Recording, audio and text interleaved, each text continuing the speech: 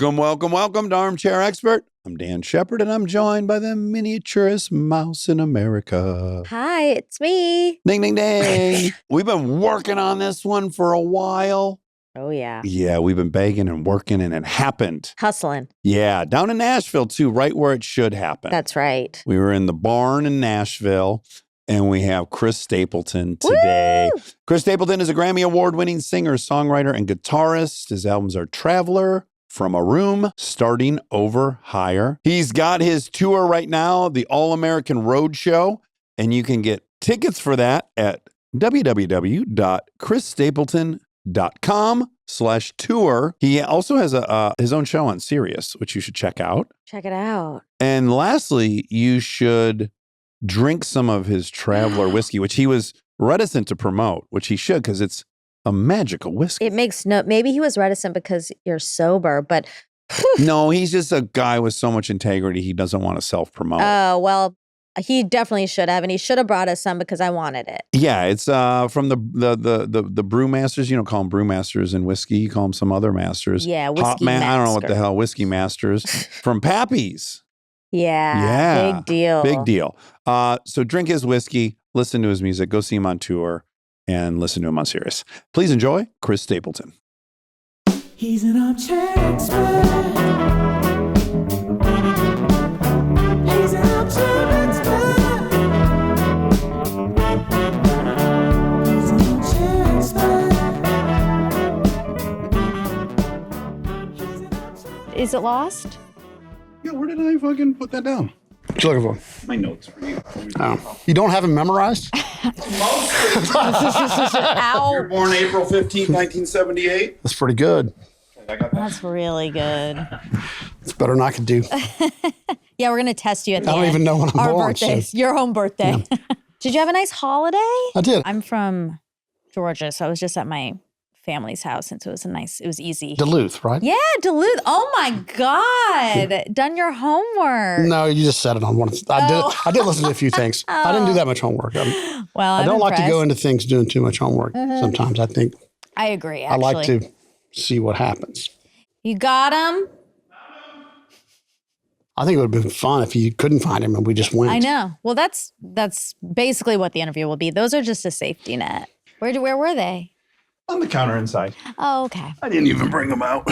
I got to start by saying we had last summer, we got to interview a couple people here, Jason Aldean and Luke Combs. Yeah. I got to catch my breath.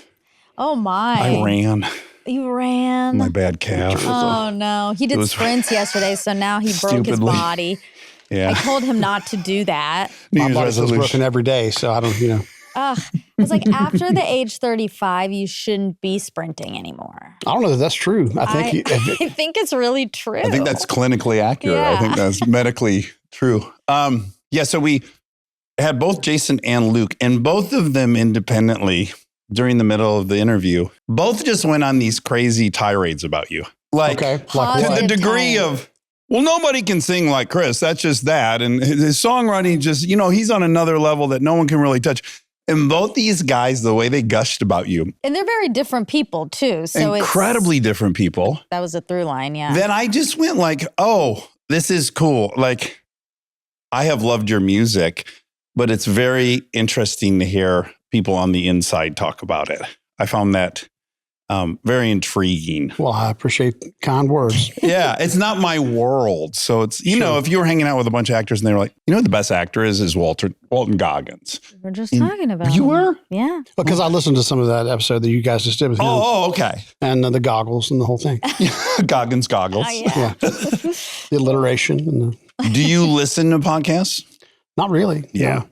No, people ask me what I listen to a lot, and I look for silence a lot, and that's kind of a weird thing to say. And I've said that before in other interviews. I'm not, but I do like silence because I am looking for something outside of something to come down through the antenna, Yeah. So right. Silence is where you'll kind of receive some kind of song. Well, or just a thought about what I need to do today. Yeah. Maybe it doesn't have to be grand. And with 5 kids, silence is not Yeah, silence is golden in that. Hard to come by. But also, it can be disconcerting, like when you're so used to that much chaos.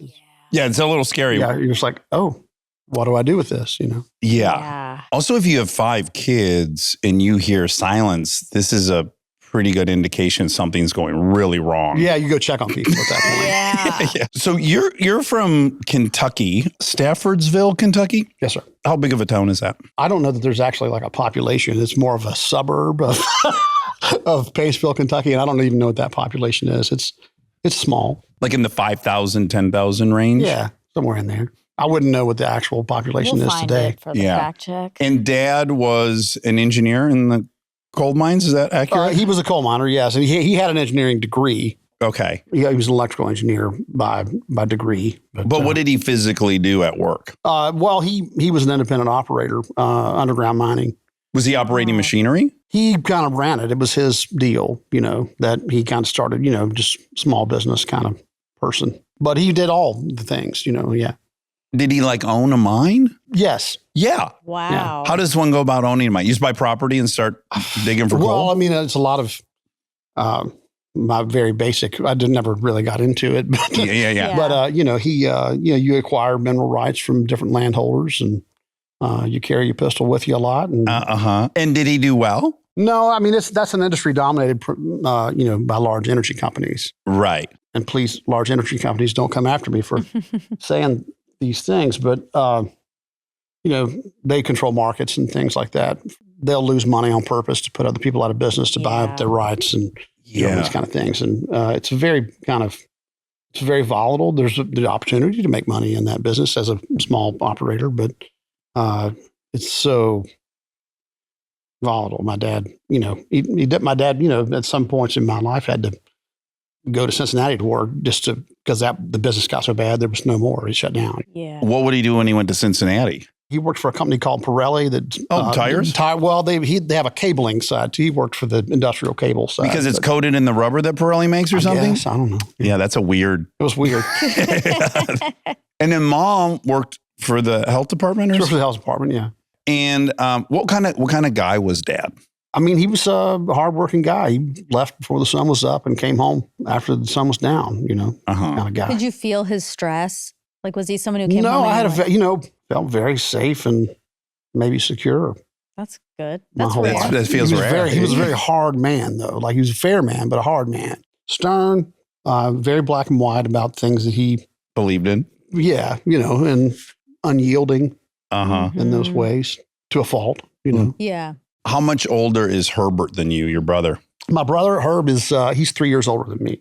So I'm 5 years younger brother, Okay. and I'm a total little brother. Well, I was until, my sister's 12 years younger than me. So, Oh, wow. Oh, she's 12 years younger. yeah. So I was the little brother for that amount of time. Yeah. And then I had to adjust. Yeah, and I'm 6 years older than my little sister. Yeah. But that doesn't count. It doesn't count? No. Why? Dax has Why does it little not count? Well, because he has little brother energy, and that's because the older brother. I'm not counting Carly, his little sister, in the mix. You're not. Because that's a very middle childy syndrome. Well, that's true. I But she'll guess. be using little brother as a pejorative, and I'll be using it as a positive. Because I think you get a lot of skills as a little brother. And I'm wondering if you relate. What skills do you believe that you get as a little brother? Okay, I'll hit you with them. And I'll tell you if I have them. Okay. Right. And I also think it's definitely like what your personality type is. So this wouldn't be the same for all little brothers, but like I see it with my kids for sure. Is we were both pretty alpha-y. We both wanted, we knew what we wanted, each of us independently.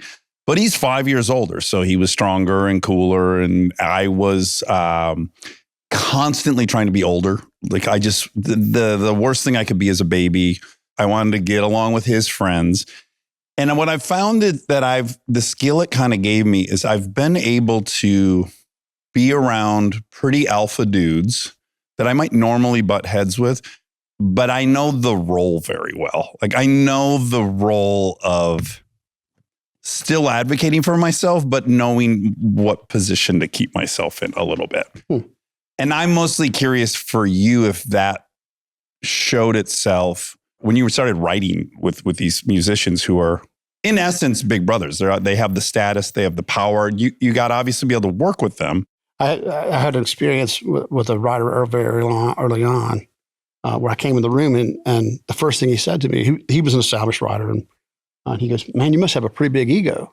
And I'm just like, I didn't know what that meant. Yeah. I was like, "Why do you think that?" He's like, "Well, you just think you can walk in here and write songs with those of us, those that have been With here doing." us. I was like, "I don't look at it that way, but let's write a song and we'll find out." Yeah. I never felt less than or unequal to those tasks, and I'll sit in a room with anybody and write a song. And I did hang out, to your point of the little brothers, I did hang out with my brother's friends, but we also played sports together. I played sports with them, like it was not like, and my brother is not as tall as I am. He was a free safety and I was linebacker kind of thing, like we weren't necessarily competitive with each other, but we were, you know.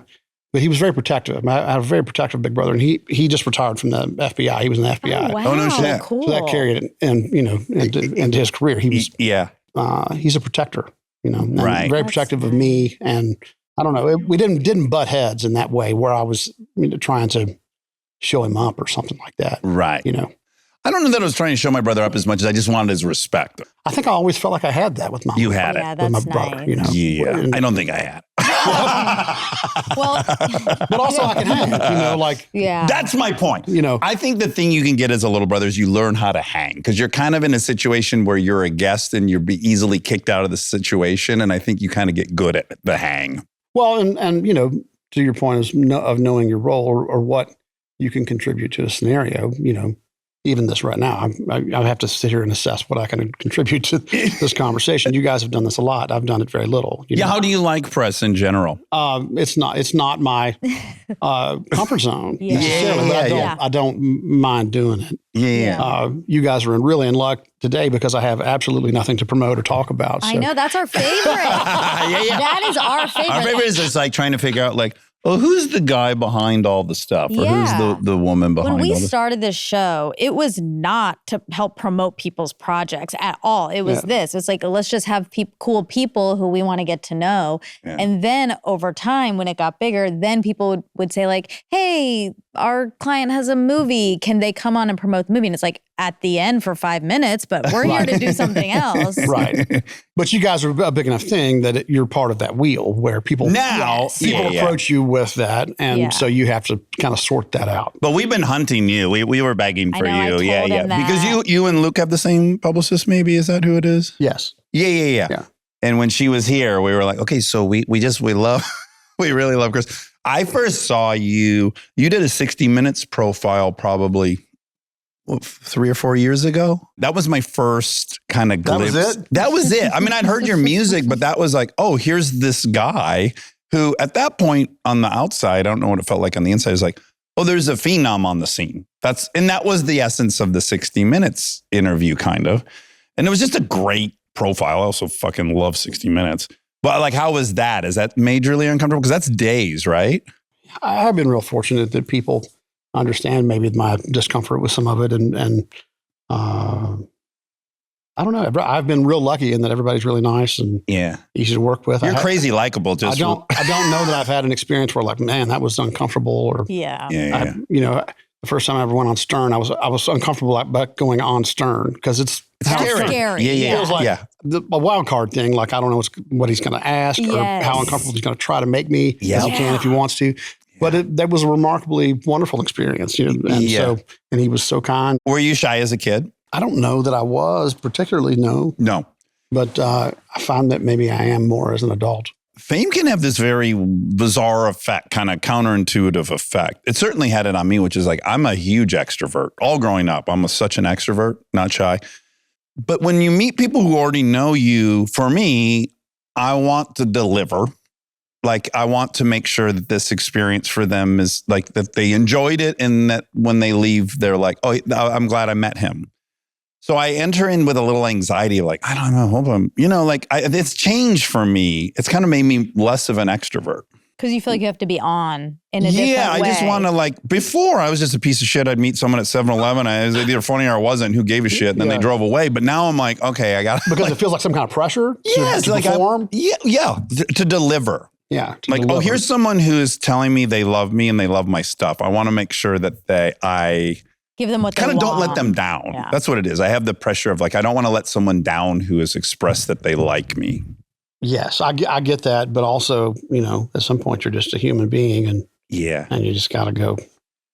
I don't have it today, man. But thank you. Yeah. I can't be the dancing thing. My wife yelled at me for 20 minutes on the way to this airport that you're seeing me at. So, keep that in mind in this interaction. And we're, there's human experiences that you bring into everything that, people aren't necessarily seeing that in you in those moments, sometimes. Yeah. They're not assuming you might have had a really crazy, terrible morning. No. And, for the most part, I don't. I feel very fortunate. They're right for the most part. They're right for the most part. But that's also that is little brother energy. All right, hit me. That is wanting approval. Yeah, I want approval. Listen, I want approval. I stand up on stage and want to hear people do this. I understand. I'm a junkie. Yeah. But you do for your work. But do you, as you, like I think Dax and me, probably, maybe a little bit less because I'm an older sister. You want people to approve of you, not your work necessarily. Like you as a person. Yeah, we're probably opposite in that way, I guess. You think? Well, I'll tell you why, and you'll easily understand. When I just was acting and people give me compliments, they did not feel like mine. It's like, well, the director, that was a great director. The script was great. My co-stars were better than me. Whatever. There's a lot of... That can be true of all situations in life, like we're all products of the sum of the people around us, That's true. But if someone loves, one of your songs, you wrote it, you sang it, you played it. I feel that way about the podcast. Like if people like me for the podcast, I'm able more to be proud of like the work. Sure. I was shocked, and I don't know why, that you were valedictorian. Congratulations. Thank you. Yeah. That's awesome. Now, I don't want to insult you, but what was the pool of people they were selecting from? Is this thousands of What people? size of class? There were two of us. That's big. That's a big deal. Fuck yeah. I don't think we've ever interviewed a valedictorian. And we've interviewed yes, you have. No, I don't. Somebody just didn't I wonder tell if you. Bill Gates was the valedictorian. Nobody wants to talk about being there. I mean, I'm 47. We're talking about 30 years ago. Still. Why are we talking about this? Actually, that's interesting being the valedictorian because that early on, you were like, you had a moment of I'm number one. Yeah. And that does something to people, I think. You think? Yeah, I think it teaches you can be number one. It's a possibility. Yeah, sure. How did it work? First of all, how many kids were in your graduating class? 250? That's impressive. Yeah. Yeah. Does the principal call you in? No. No. Well, because you probably had to make a speech at graduation, right? I actually just sang a song. Oh, you did? Wow. What song did you sing? I wrote one. Was it called Valedictorian? It was, absolutely. That's really on the nose. Early work. Early It was work. called 4.0. Yeah. Not to minimize, but there were, it was like a shared thing. Like there were 4 or 5 of us. Okay, We were all tied. That's still great. Okay. Yes. So the two things that shocked me right away is like valedictorian and then football. Mm-hmm. I think that surprised me too. Why? Because you exude this like really kind soulfulness, gentleness, Mm-hmm. tenderness, sensitive, like all the things that are magic about your music. That's what you exude. And those are fucking awesome things to exude. So if you find out he's a football player and then a brainiac, you're like, oh, this is just not, it's a little out of the pattern. No, I think it's okay to have parts, football games, an organized street fight, where you get to get some aggression out between the whistles, I think that's healthy and good. And I love football, I enjoyed it. And if I had been good enough, I'd still be playing. I would have played football over playing music. What? Yeah.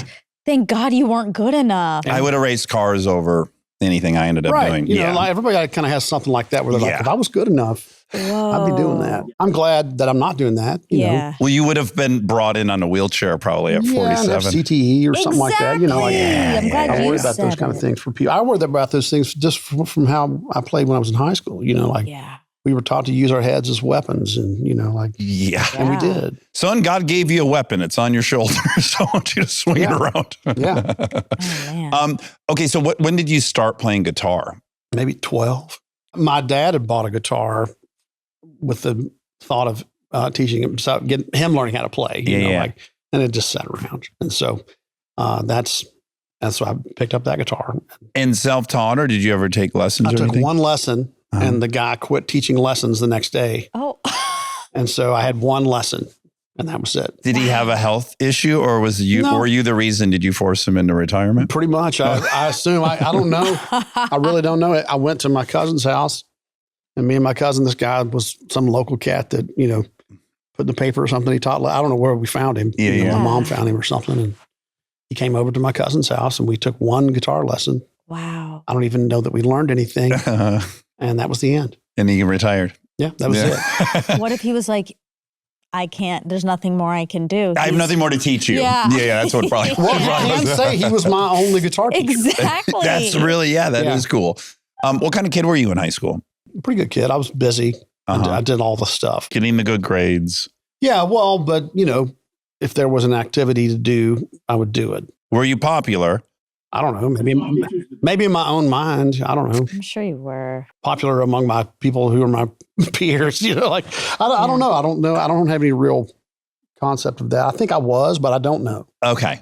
Did girls like you? Yeah, I hope I had you a would know girlfriend. that. You had a girlfriend? Okay, Yeah. that's good. A lot of guys didn't have those. Yeah. I mean, a lot of guys never got one of those in high school. We were just talking about popular in the car the other day, where I think now popular is different than what you think of it as. Tell me how. We were talking to some kids, and they were like, popular isn't like that. Now it's just you're in your groups, but there's no top group. But do you think that's kids in private schools in LA where they've kind of... Maybe. Yeah, I think so. Because I hear it too. Maybe, Like we have friends who go to these really nice schools and no one's getting picked on. No one got their ass kicked in the parking lot. I'm like, this is an Eden, it sounds like. Yeah, nobody's trying to sell bags of oregano and pass them off as marijuana around. Right. That's true. Yeah. You weren't set on music, right, in high school? No, I did. I mean, I played a little music outside of school, but I did more sports-oriented things in high school. And when you went to Vanderbilt, you went for engineering, biomedical engineering, and then switched to business. Mm-hmm. I hated all that, by the way. You hated all those classes and everything? Yeah. It couldn't have been an accident you picked Vanderbilt, right? Do you think in the back of your mind, you're like, I'll just get over to Nashville? I just liked Nashville. Yeah. And I had been to a football camp at Vanderbilt, and I liked the coaches. I was going to try to walk on because, you're 18, you think you can do anything. Yeah. Once again, you think you can be number one. Yeah. And and then you get in the real world and you're like, oh, that guy's 270 and runs a 4.6. Maybe I can't do this. Also, you may not know this since you're not from the South, but Vanderbilt is the Ivy of the South. Is it? Yeah, that's what they call They it. used to call themselves the Harvard of the South. Exactly. Yeah. Okay. Harvard of the Just South. weird. Yeah. So I grew up hearing that as well. So if you were valedictorian, it would make sense if you were staying. You're supposed to go there. Yeah. So you got here, you hated all those classes, you kept changing your major, and then as legend goes, you meet a dude who is a salaried songwriter. Yeah, but I lived in Kentucky at the time. Oh, you did? Yeah. So wait, you dropped out and then moved back to Kentucky? Well, I went to UK for 2 years. What's UK? University of Kentucky. Kentucky, Okay. Where's that? Lexington? Lexington, Kentucky. Okay. This didn't make it to your Wikipedia page. This is like that. This is the lost years. It also says on the Wikipedia page that I was in a Travis Tritt cover band, which is not true. That's gone. Is it gone? Damn it. I always liked it that it was on there so I could mess with people. We'll get it back. Yeah, someone had put in mind that my birth name was Daximus, and that lived there for years. And I was like, that's pretty great. Like, I hope. I like it when there's fake shit on the internet because that way when people ask you about it, you're like, no, that's fake. That's fake. Okay, so wait, you went up to Kentucky. You did 2 years there, and what were you majoring in there? It was business there. Oh, that's where the business was. But why'd you leave Vanderbilt? I want to know. I hated it What, you hated just the scene? a little bit, and I just wasn't good at it. I wasn't prepared For what? for the intensity of it. Of the academically. academics? Yeah. Yeah. I For just the was Harvard not- of the South. Yeah. Right. I wasn't prepared. Interesting. Yeah. Because it came easy to you before. So then, yeah, that makes sense. Where did your dad go to college? He went to WVU, West Virginia University. Is he from West Virginia? Mhm. He is. He died in 13. That sounds right. My dad died in 2012. Mm-hmm. Too young, 62. My 66 was my dad. Yeah. Yeah. Was it coal related? No. It wasn't. He was diabetic and had renal failure and congestive heart failure and a number of Systemic collapse Yes. of organs. Yeah. Oh. Yeah. So if he died in 2013, he missed quite a bit of stuff. Yeah. Yeah. Most of the solo, all of the solo All of it. career. Yeah. Does that bum you out, or are you fine with Well, that? it probably wouldn't exist. I made that first record. I tried to make a record that I thought he would like, and that was what the first record was. That was Traveler. Yeah. He did get to see me. I mean, I was in a band, bluegrass band, The SteelDrivers. The SteelDrivers. That was us, and he really loved that band. He was really bummed out when I was no longer in that band. The SteelDrivers were fucking great. That's what I've been listening to the last 2 days. Thank you. Yeah. That's some good first shit for the first band. Okay, so how do you end up leaving Kentucky and then getting to Nashville? I met this guy named Steve Leslie, who was a salaried songwriter at EMI at the time, through a mutual acquaintance. He went to Morehead State University, which is where I lived in a town called Morehead, and I was just working odd jobs and lived with a guy named Jesse Wells, who plays for Tyler Childers now. He's a multi-instrumentalist that I grew up with, played Little League with him, We've known each other a long time. So I kind of lived in a house with him. Jesse met Steve, and just in passing comment, I don't even know if it was a real comment. Steve told my friend, he's like, "Hey, if you know anybody that writes songs around here, I would love to help somebody out." Oh, wow. And gave him his telephone number. So, I was back and forth from there. And I think I was probably back at home with my parents, helping out there, doing something. I don't know what I was doing. I floated a lot in my early 20s. So I just called this guy up. I said, "Hey, I write songs." He's like, "Cool.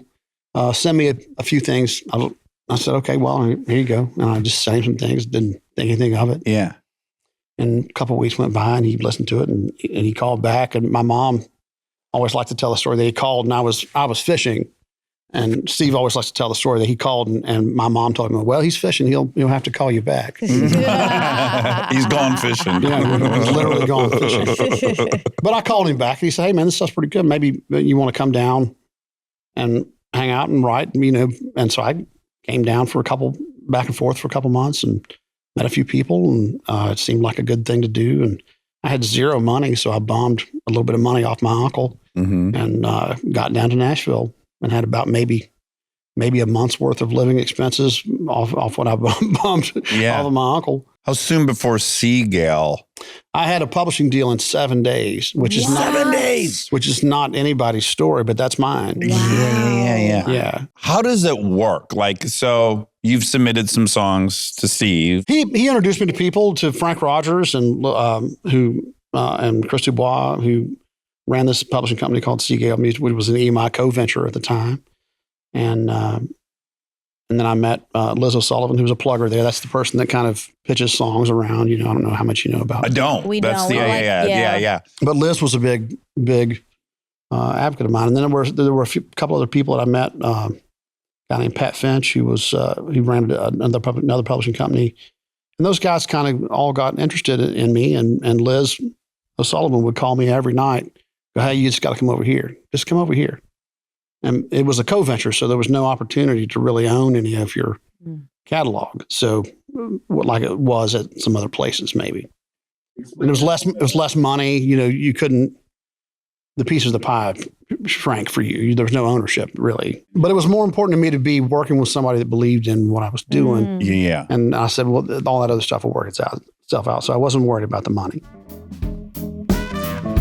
Stay tuned for more Armchair Expert, if you dare. We are supported by Allstate. Checking Allstate first could save you hundreds on car insurance. That's smart. Not checking your phone's battery before heading out, that'll get you every time. Of course, your phone dies on the way to meet someone, leaving you wandering around quietly panicking about being in the wrong spot. Yeah. Checking first is smart. So check Allstate first for a quote that could save you hundreds. You're in good hands with Allstate. Potential savings vary, subject to terms, conditions, and availability. Allstate North American Insurance Co. and affiliates, Northbrook, Illinois. We are supported by Intuit TurboTax. You know that feeling when you drop your taxes off with someone and then nothing?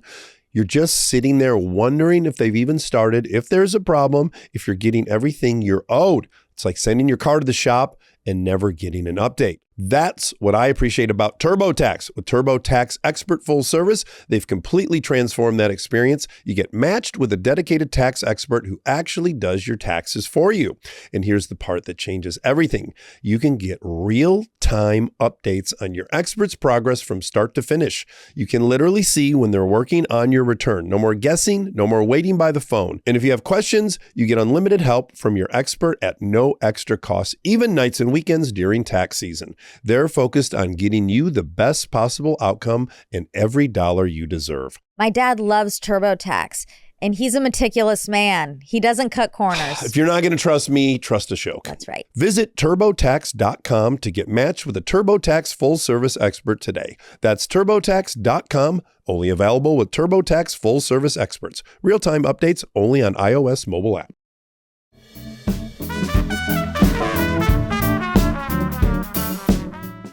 So they go, okay, we're hiring you. You're under contract with us, and we want you to what? Do they like deploy you? Like go meet with this musician? Well, and Liz, orchestrated that too. She's setting up these veteran guys that you were talking about that I would get in the room with. Yeah, were because of her. She knew these people, and they'd give some no-name young guy a shot. Yeah. Get in the room, see what you got.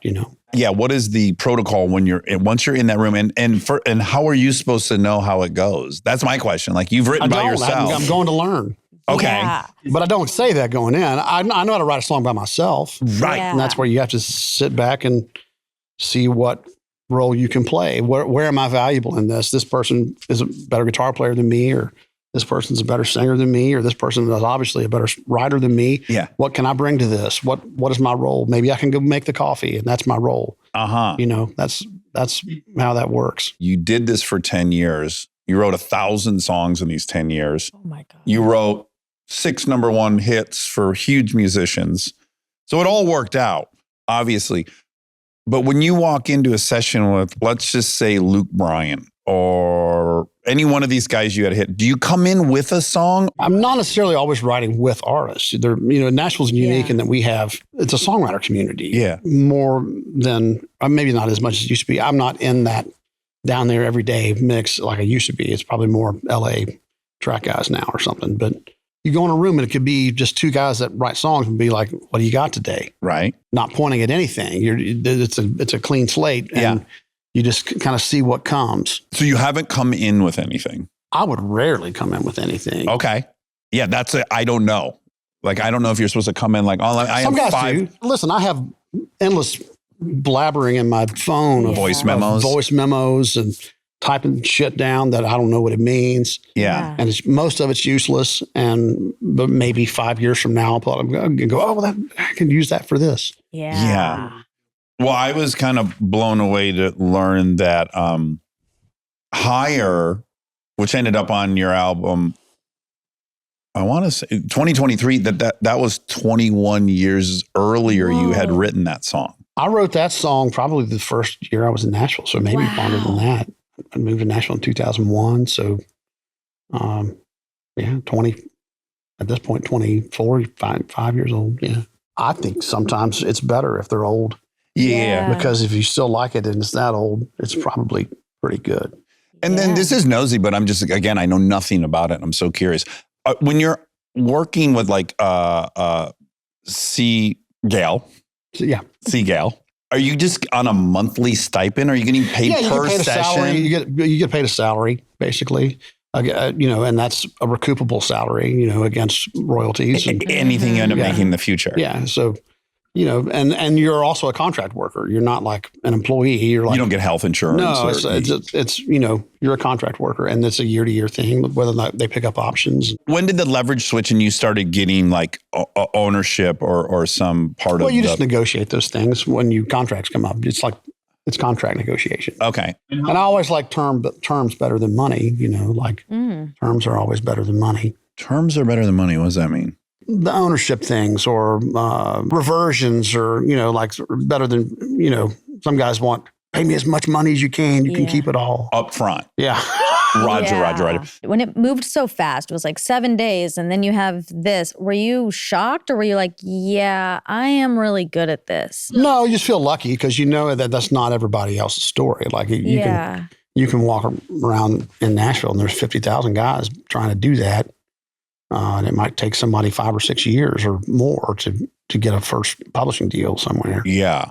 And now that's based off of social media some way. They pick up some TikTok person or whatever. But Yeah. it's a little different. But Yeah. One great song, and then we hope that they've written another 100 or so, or can write another 100 or so. who knows? Of Kenny Chesney, Josh Turner, George Strait, Luke Bryan, these are all guys that you worked with and ended up writing #1 singles with.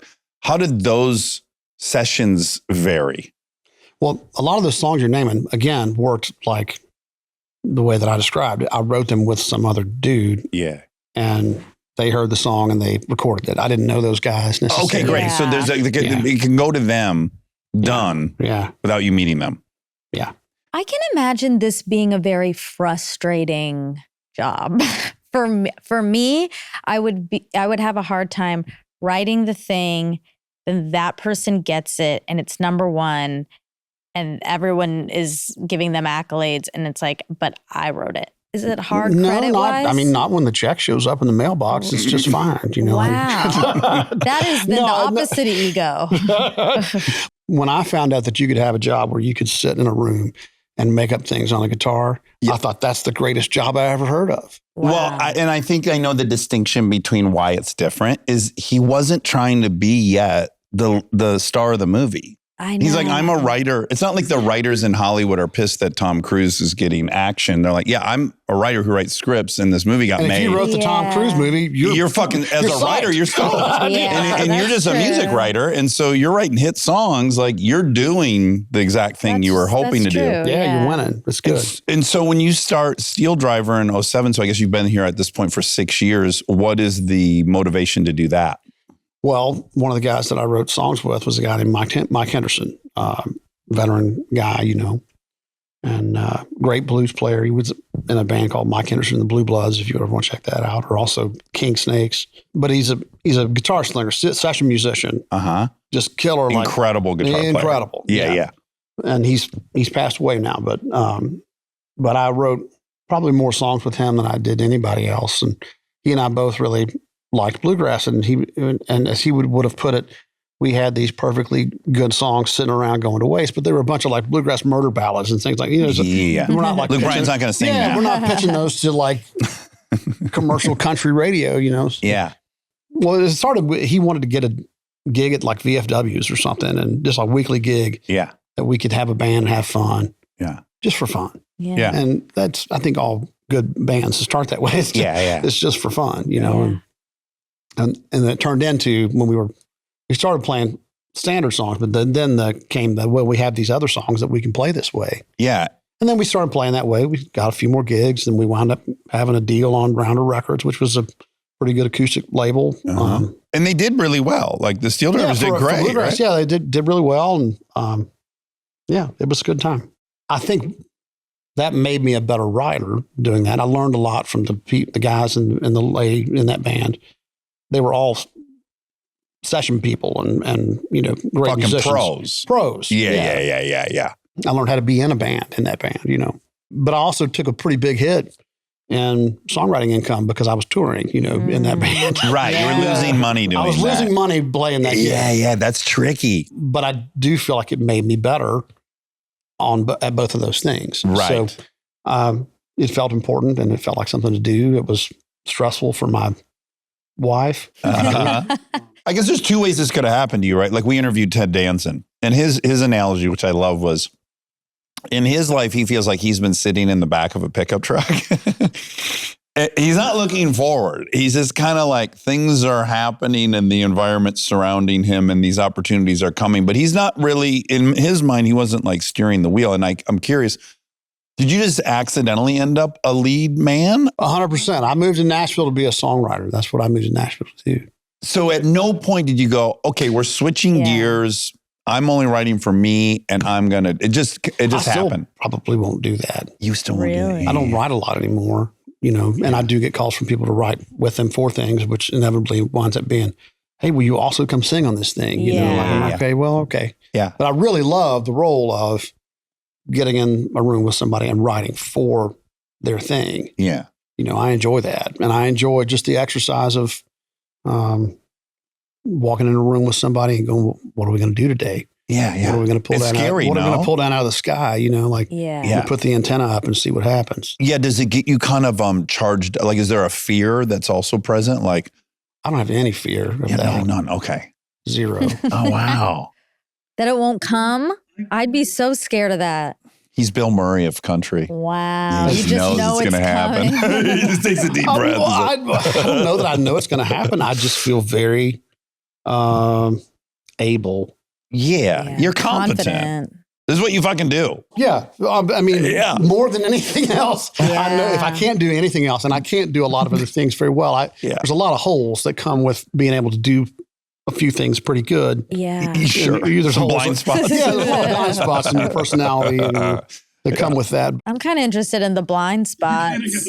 What are your blind spots? Personality wise, would you say? Personality wise? Yeah.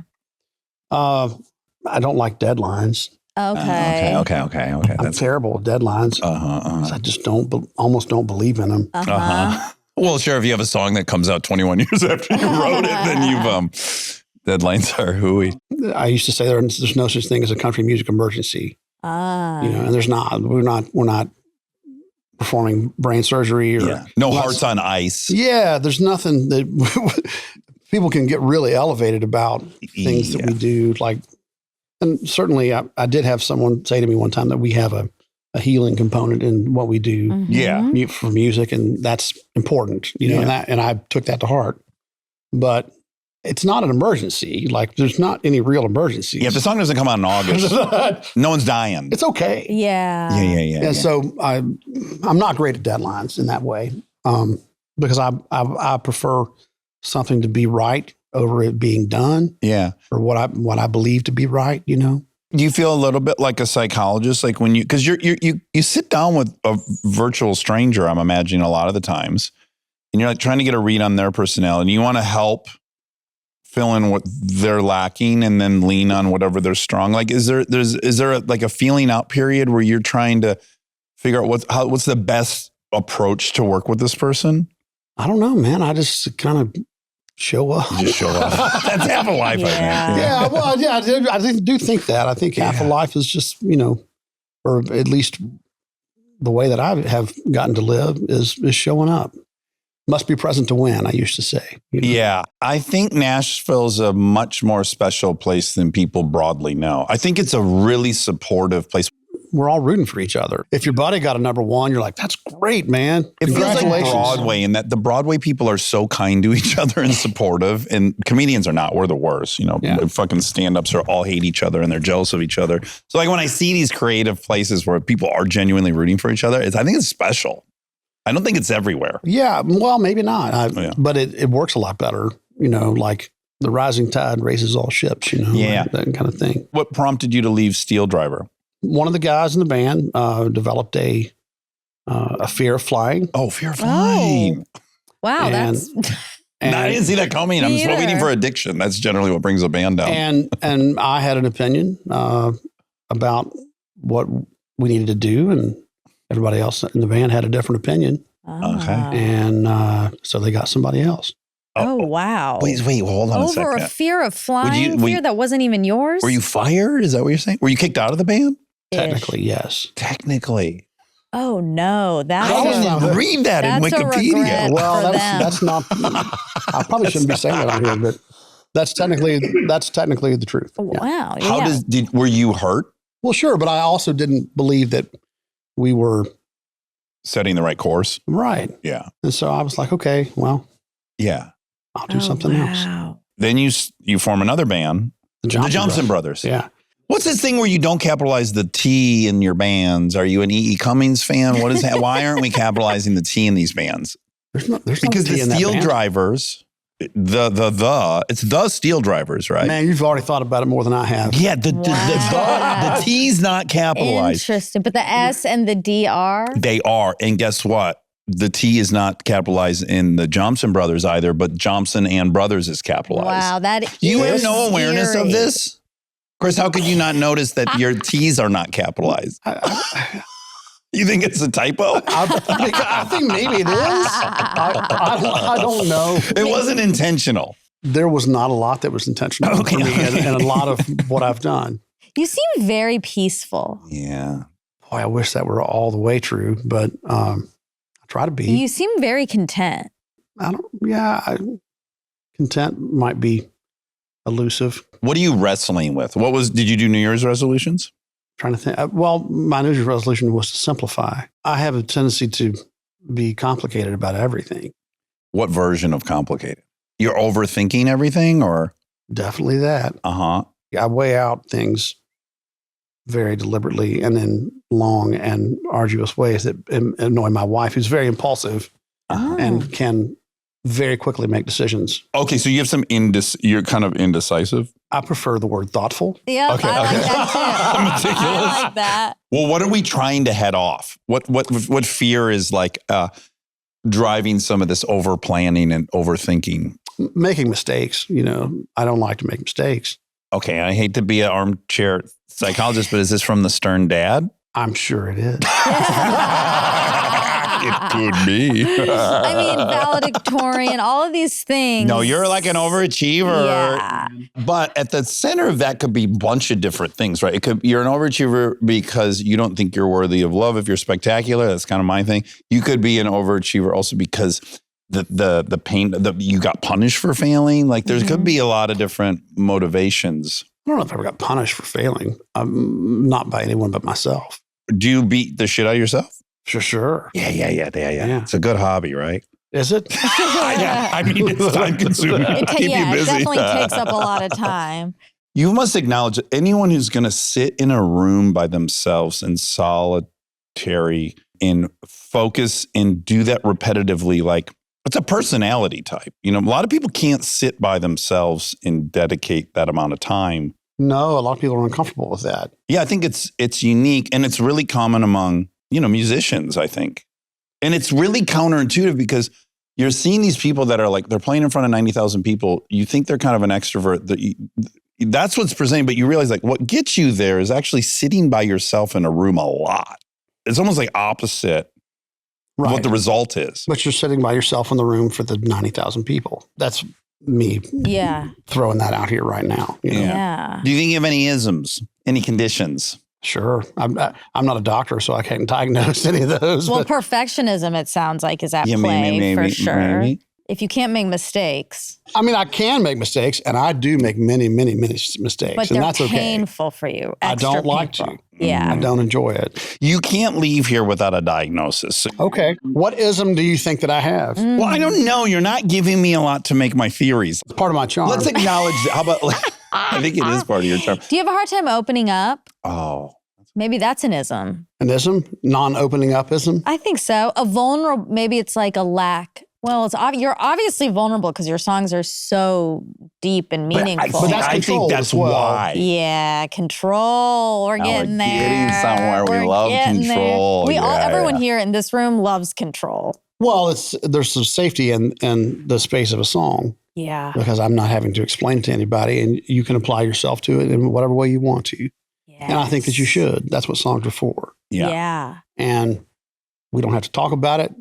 I can make this thing and you can take it and it can be yours and part of your life if you want it to be. Yeah. And I'm not going to defend it. It is what it is, right? And I just wonder where all this, the depth of your music and the range of it and just how much of it there is. If, Everything's there's pain driving that, or no, maybe there's not. Sure. I think a lot of it can be observation of the human condition in general. You know, like you can walk outside and we can walk out. Shit, I passed a homeless dude on the bridge on the way over here. Yeah. You can see that. It's not hard to find. Yeah. Whether it's yours or somebody else's. Do you feel like you take on other people's pain No. or feelings? Okay. But I also feel like I am not unaware of it. Yeah. But some And people are. And I can view it Okay. and try to examine it. Yeah. And I think that's my job as a songwriter, is to try to attach to those things or at least examine those things. and maybe help people find themselves in it. This has been my experience a little bit. It's like, it used to be really results oriented because I wanted things, and those things happen and they're really great. And yet they're very temporary and they don't fill you up for a very long time. And I think slowly you start hopefully transitioning to like, the process is the high. Process is the high, but it's also disappointing when you get this thing, when you reach the moment. Yeah. And you're like, oh shit, that didn't do what I thought it was going to do. Yeah. You know, so I don't take those things in very well. Like I don't take even the good moments in very well. Yeah. And I think I need to work on that. Yeah. You know? Do you think the shoe's always going to drop? Oh, sure. Yeah. Yeah. That's Yeah, a yeah, Kentucky thing, you know, like Mhm. we have this innate genetic I know. component of, so we got to, you know, make hay while the sun's shining or, Yeah. you know, like something bad's going to happen. You know, it's too good. I was raised largely by my two grandparents that are both from Kentucky. They both moved up. You understand that. Yeah. What part of Kentucky are they from? Hazard. Okay. Yeah. You Yeah. really understand then. Yeah. Yeah. Oh, you would love this. Yeah. My grandma's 5 brothers, one killed another. The other one shot the other, but didn't kill him. And 3 of them all died in prison. Like that's the clan. That's the Honchels. The Gotcha. fucking Honchels are wild. And I always say our 10-year-old is clearly 12.5% Honchel because she can fucking let it rip. Yeah. As I said earlier, I grew up in Georgia. I was just there. You're the only artist I know that everyone in LA, all our friends in LA are so excited we're talking to you, and all my friends in Georgia are so excited we're talking to you. Like you unify, you span the gambit. That's not the case. That is very rare. No, people almost lit our studio on fire for having Jason Aldean. I mean, like people. Well, you know, some people, Court controversy. that's part of their thing. Yeah, Or some people, and some people want to discuss things that aren't about music, or you know, make that part of their thing, and it's not part of my thing. you Yeah. know. But you're very universal. Like it's just, there's something about your writing that people really gravitate towards, regardless of their specific musical taste. Like I don't think all our friends are like super into country, Right. but they love you. Yeah, what's right about your music too is you can come to it from all these different angles. So yeah, like I have a lot of friends in LA. Our friend Charlie Curtis is just like he would fucking cut Amy off many too. fingers to just shake your hand. His way into you is very interesting. It's like definitely he's a very masculine man. He played football at Georgetown and Rice. He's a physical phenom, and like you allow him somehow to be this masculine man who is fucking feeling emotion. I think that's the unique gift you're giving to a lot of men. You're singing the national anthem at the Super Bowl, and they fucking cut over, and the coach is bawling. Oh. Fucking Kelsey's crying. And the men are crying. Like you're allowing these men Yeah. to feel and emote. And that's so rare. And that's just a pocket of your appeal. And then my thing with you is like, I hate to be repetitive of Brolin because he interviewed you and said basically the same thing. Like, you're bringing back for me the only country I loved, which is like outlaw country. Like, Right. when I hear your stuff, I'm like, this dude's wailing a parent. Like that's what you're channeling for me.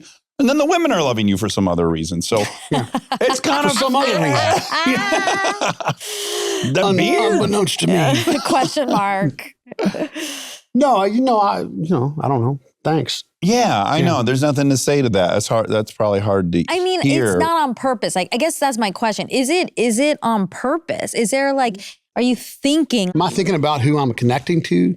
yeah, or like, I want to make sure I don't, by the way, we think about it. We think about it on this show. We don't want to contribute to the divide. We're here to like, you know, show humanity. I think that's an important thing to want to connect to. Yeah. But I also think in a musical space, my job is to connect to the music and then put that out in the world and let people find themselves in it. Yeah, pray Yeah. for the best. Yeah. And, you know, the song doesn't really mean anything. No song means anything until it goes out into the world and people hear it and attach themselves to it and find themselves in it, or it marks a point in their life, or that's it. Yeah.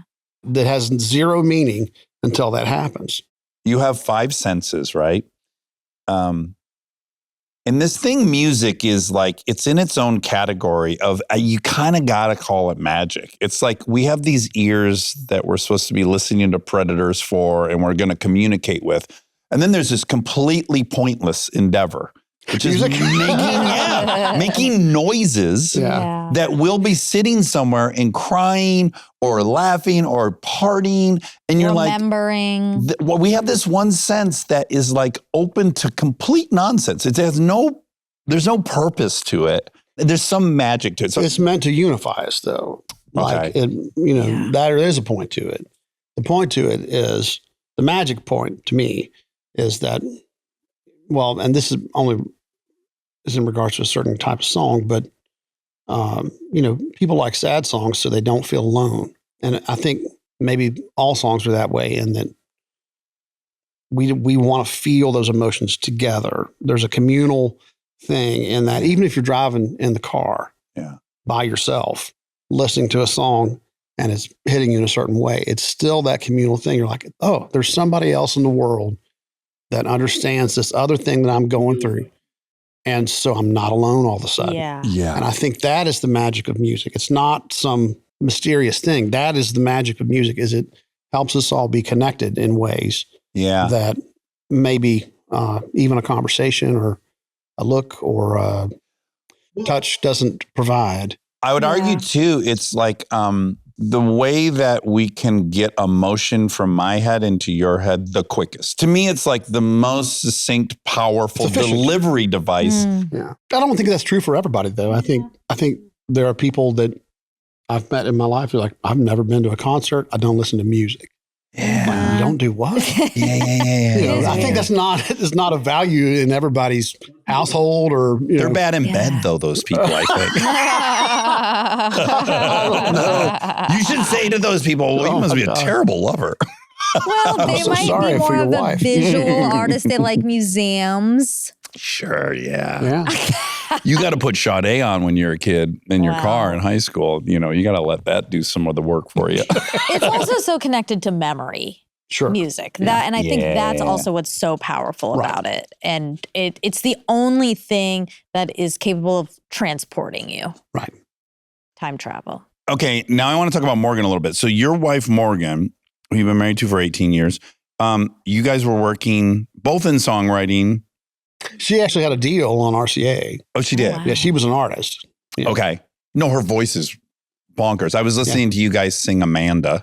Oh, I was pretty shook by her voice. It's pretty incredible. And also what a rad duet for you guys to do. Okay, so she bought you a 1979. She's done this a few times. I only know about two of them, but I'm inclined to imagine there's more. So you loved this 79 Jeep Cherokee, and she found one for you and bought it? Well, oddly enough, I was looking at a Scout that was in Portland, Oregon, Uh-huh. and I was going to buy this thing after my dad passed away. And it was gone. Somebody bought it. Mm. And I was like, well, I like this Jeep in Phoenix too. Let's go do that. Yeah.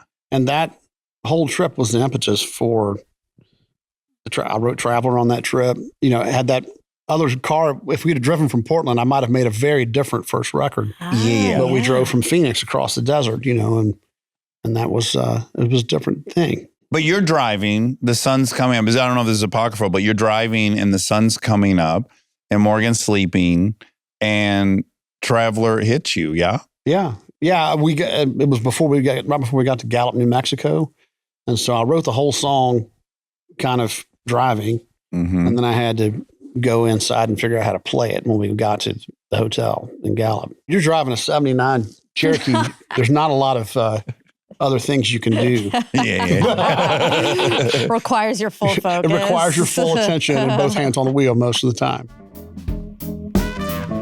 Stay tuned for more Armchair Expert, if you dare.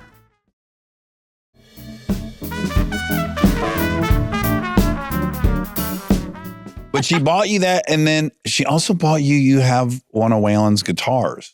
I have that too. Yeah. Ooh, That's a fucking that's nice cool. present. If I'd have known you'd had that painted on here, I would have brought it with me. Oh, I was pretty jealous when I saw Brolin holding that. Yeah, I mean he's my higher power. I just can't get enough of. Yeah, there's something about him, and Robbie Turner that played on our first record played with Waylon in the Highwaymen. So, he did. So he has all these great Waylon stories too. Yeah. And of course Robbie passed away too. You're now the holder of these stories. Maybe there's a lot better people to tell them than me, but such wonderful folklore. And country is great. Country music is great. That era in particular, because those guys were more rock and roll than the most rock and roll guys you could talk about. But a lot of those stories don't exist in the public way because it's kind of this understood rule that they don't enter the public in the public way about how rock and roll those guys really were. And it was just nuts. Oh, yeah. Nuts. They were just nuts. When I think of what I like about country music, that's the era I like as well. It's the Outlaw, Waylon and Willie, and Haggard, and it was dangerous. It was dangerous. Yeah, I was a young man. I was like, "Oh, this is dangerous." It was dangerous. Yeah, absolutely. Which is weird. My dad loved all that stuff too, but my dad was like the straightest arrow. Oh, he was, and he loved all that stuff. I'm just like, why do you love this stuff? It's everything that you're not. Yeah, and maybe that's why he loved it. Yeah, exactly. But it was a real thing. Those guys were real, and like Willie Nelson's the real deal. Yeah. Have you seen this show that Mike Judge does called Tales from the Tour Bus? Watched all of them. Every one of those guys shot somebody other than Waylon, I think, in that first season. But the best part of that Waylon doc was when they're interviewing, I think, the drummer for the band at the time. And he goes, yeah, we used to have this routine before we go out on stage. We want to make sure everyone's on the same page chemically. So, I'd ask Steve, how many are you on? A 4. Okay, good. I'm on 4 too. Mike, what do you on? They're talking about meth. I'm on 4. Great. Haas, what are you at? 12. Waylon was always 4x of whatever they were on. I mean, not meth, but I do believe in, being in the same chemical space. You can't have one guy drinking tequila and somebody else smoking weed. And then they're shooting dope. You're on different musical spectrums, You're riding different waves. You're riding different waves. You got to be synced you got to up. keep it the same. I do believe in that. Have you struggled with any of that stuff? Yeah, out of 10, what's your addiction level, do you think, naturally? Yeah. Naturally? Yeah. I'm a 9, just to let you. I'll go first. You're a 9? I'm a 9. You're a 9? Yeah. 5. I can definitely, but to me, it's not like, I don't ever feel like I have to do something. I just want to do something. Yeah, sure. Yeah. Yeah, it's fun. It's never gotten away from you. No, not really. I don't think so. You don't have the gene. It would have taken you. See, you either, but you're our age, you got to quit or not. I had to quit. Yeah, it was untenable. Yeah, I mean, I still drink. I still have a cocktail every now and then. You'll have a nice traveler whiskey. Absolutely. Yeah, I'm not here to advertise, but I am. I'm really saddened by the fact that I can't drink whiskey because I would love to try Traveler because it sounds like exactly what I would be in the market for. I would have brought some if I'd have thought somebody wanted to try, but I didn't want to be respectful in the space. Nice. Oh, no, I'm very pro-drinking. I want everyone drinking. We wouldn't well, be friends. I think it's good for some people, and it's not a great thing for others. Yeah. And you get to see it really up close and personal in the music biz or the show biz. Yeah. And you know who those guys are immediately. You're like, yeah, maybe it's not for you. Yeah, exactly. But I enjoy it. I do. Yeah. But I can certainly get obsessed with things more than I would call, like nuances of, vintage things or weird guitar things. I was going to say your guitar collection is the giveaway that you're. I can definitely, if you want to call that an addiction, then I'm probably a 25. But, yeah. It's, I definitely have lanes, where I'm just like, I don't feel like they've ever crossed over into a lane where it's fucking my life up. I'm jealous. You know what I'm saying? Like 5's the perfect number because it means you've let it rip a lot. Sure. Yeah. You want to let it fucking rip and then not take you down. That's like the sweet spot of it. Well, especially if you don't like making mistakes and you like control. Well, I find those things are a release too. Like, well, exactly. Well, I was going to say, that's what you kind of should be an addict because the release of control is the joy for me of being high. I don't want to celebrate being an addict in any way, but I do enjoy, getting a buzz. Or, Yeah, same. I think that's fun. Yeah. Yes. And I think And a relief, right? I think for some people, Yeah. it is a relief, and it's maybe even a stress management. So I'll probably get some letters about that. Yeah. You know, in a way that it's like, okay, that's a reset, and I'm cool. I'm good for a while. You know, like Yeah. I don't pick it up any of those things to cope with anything necessarily. I don't think. Yeah. It's more of an interest or something I enjoy. One of your hobbies. One of my yeah, one of your hobbies. One of the few. Yeah. Martinis are one of my hobbies, so Oh I yeah. get What's your martini go to? Hendrick's Martini, lemon twist, no vermouth. Okay. So when she's over, that's what you got to serve. You Yeah, got to have that's all what- those things. No, but gotta- I'll you take gotta go to the a store. whiskey. I'll take a old fashioned. What was your whiskey before you had your own? What's Well, I your have my favorite? own. You my like favorite was E.H. Taylor. Grandpappy's? What is it? Well, see, the reason I got in business with the Sazerac Buffalo Trace people, they make all that stuff. They make E.H. Taylor. The Traveler is the same master distiller as Pappy Van Winkle and Weller and all that awesome, Yeah, rare. rare, hard to get. Nice. There was a Pappy heist. Did you see this? I watched Yeah. a doc on this. Yeah, Millions of I dollars. work with those guys. Oh, right. Yeah. So you would know everything. They I don't know everything, Yeah. but they talk about it. They're like, yeah, there were this inside job, kind of. These fucking guys working on thing. They were draining the barrels and filling them with water, and there's millions of dollars of this like Yeah, crazy well, I mean, it's- rare. Wow. Yeah, it's hard. They take it very seriously. It's something that some of it takes 25 years to make. Like it's a long game kind of thing. It's very cool and Yeah. it's very old world. Yeah. And one of the closest things we have in this country to like this real heritage thing coming from Kentucky. It's like, Yeah. Yeah, it's culture. yeah, and yeah. It's It's there's a American culture. It's American culture. Yeah, we got whiskey, we got hip hop, we got country.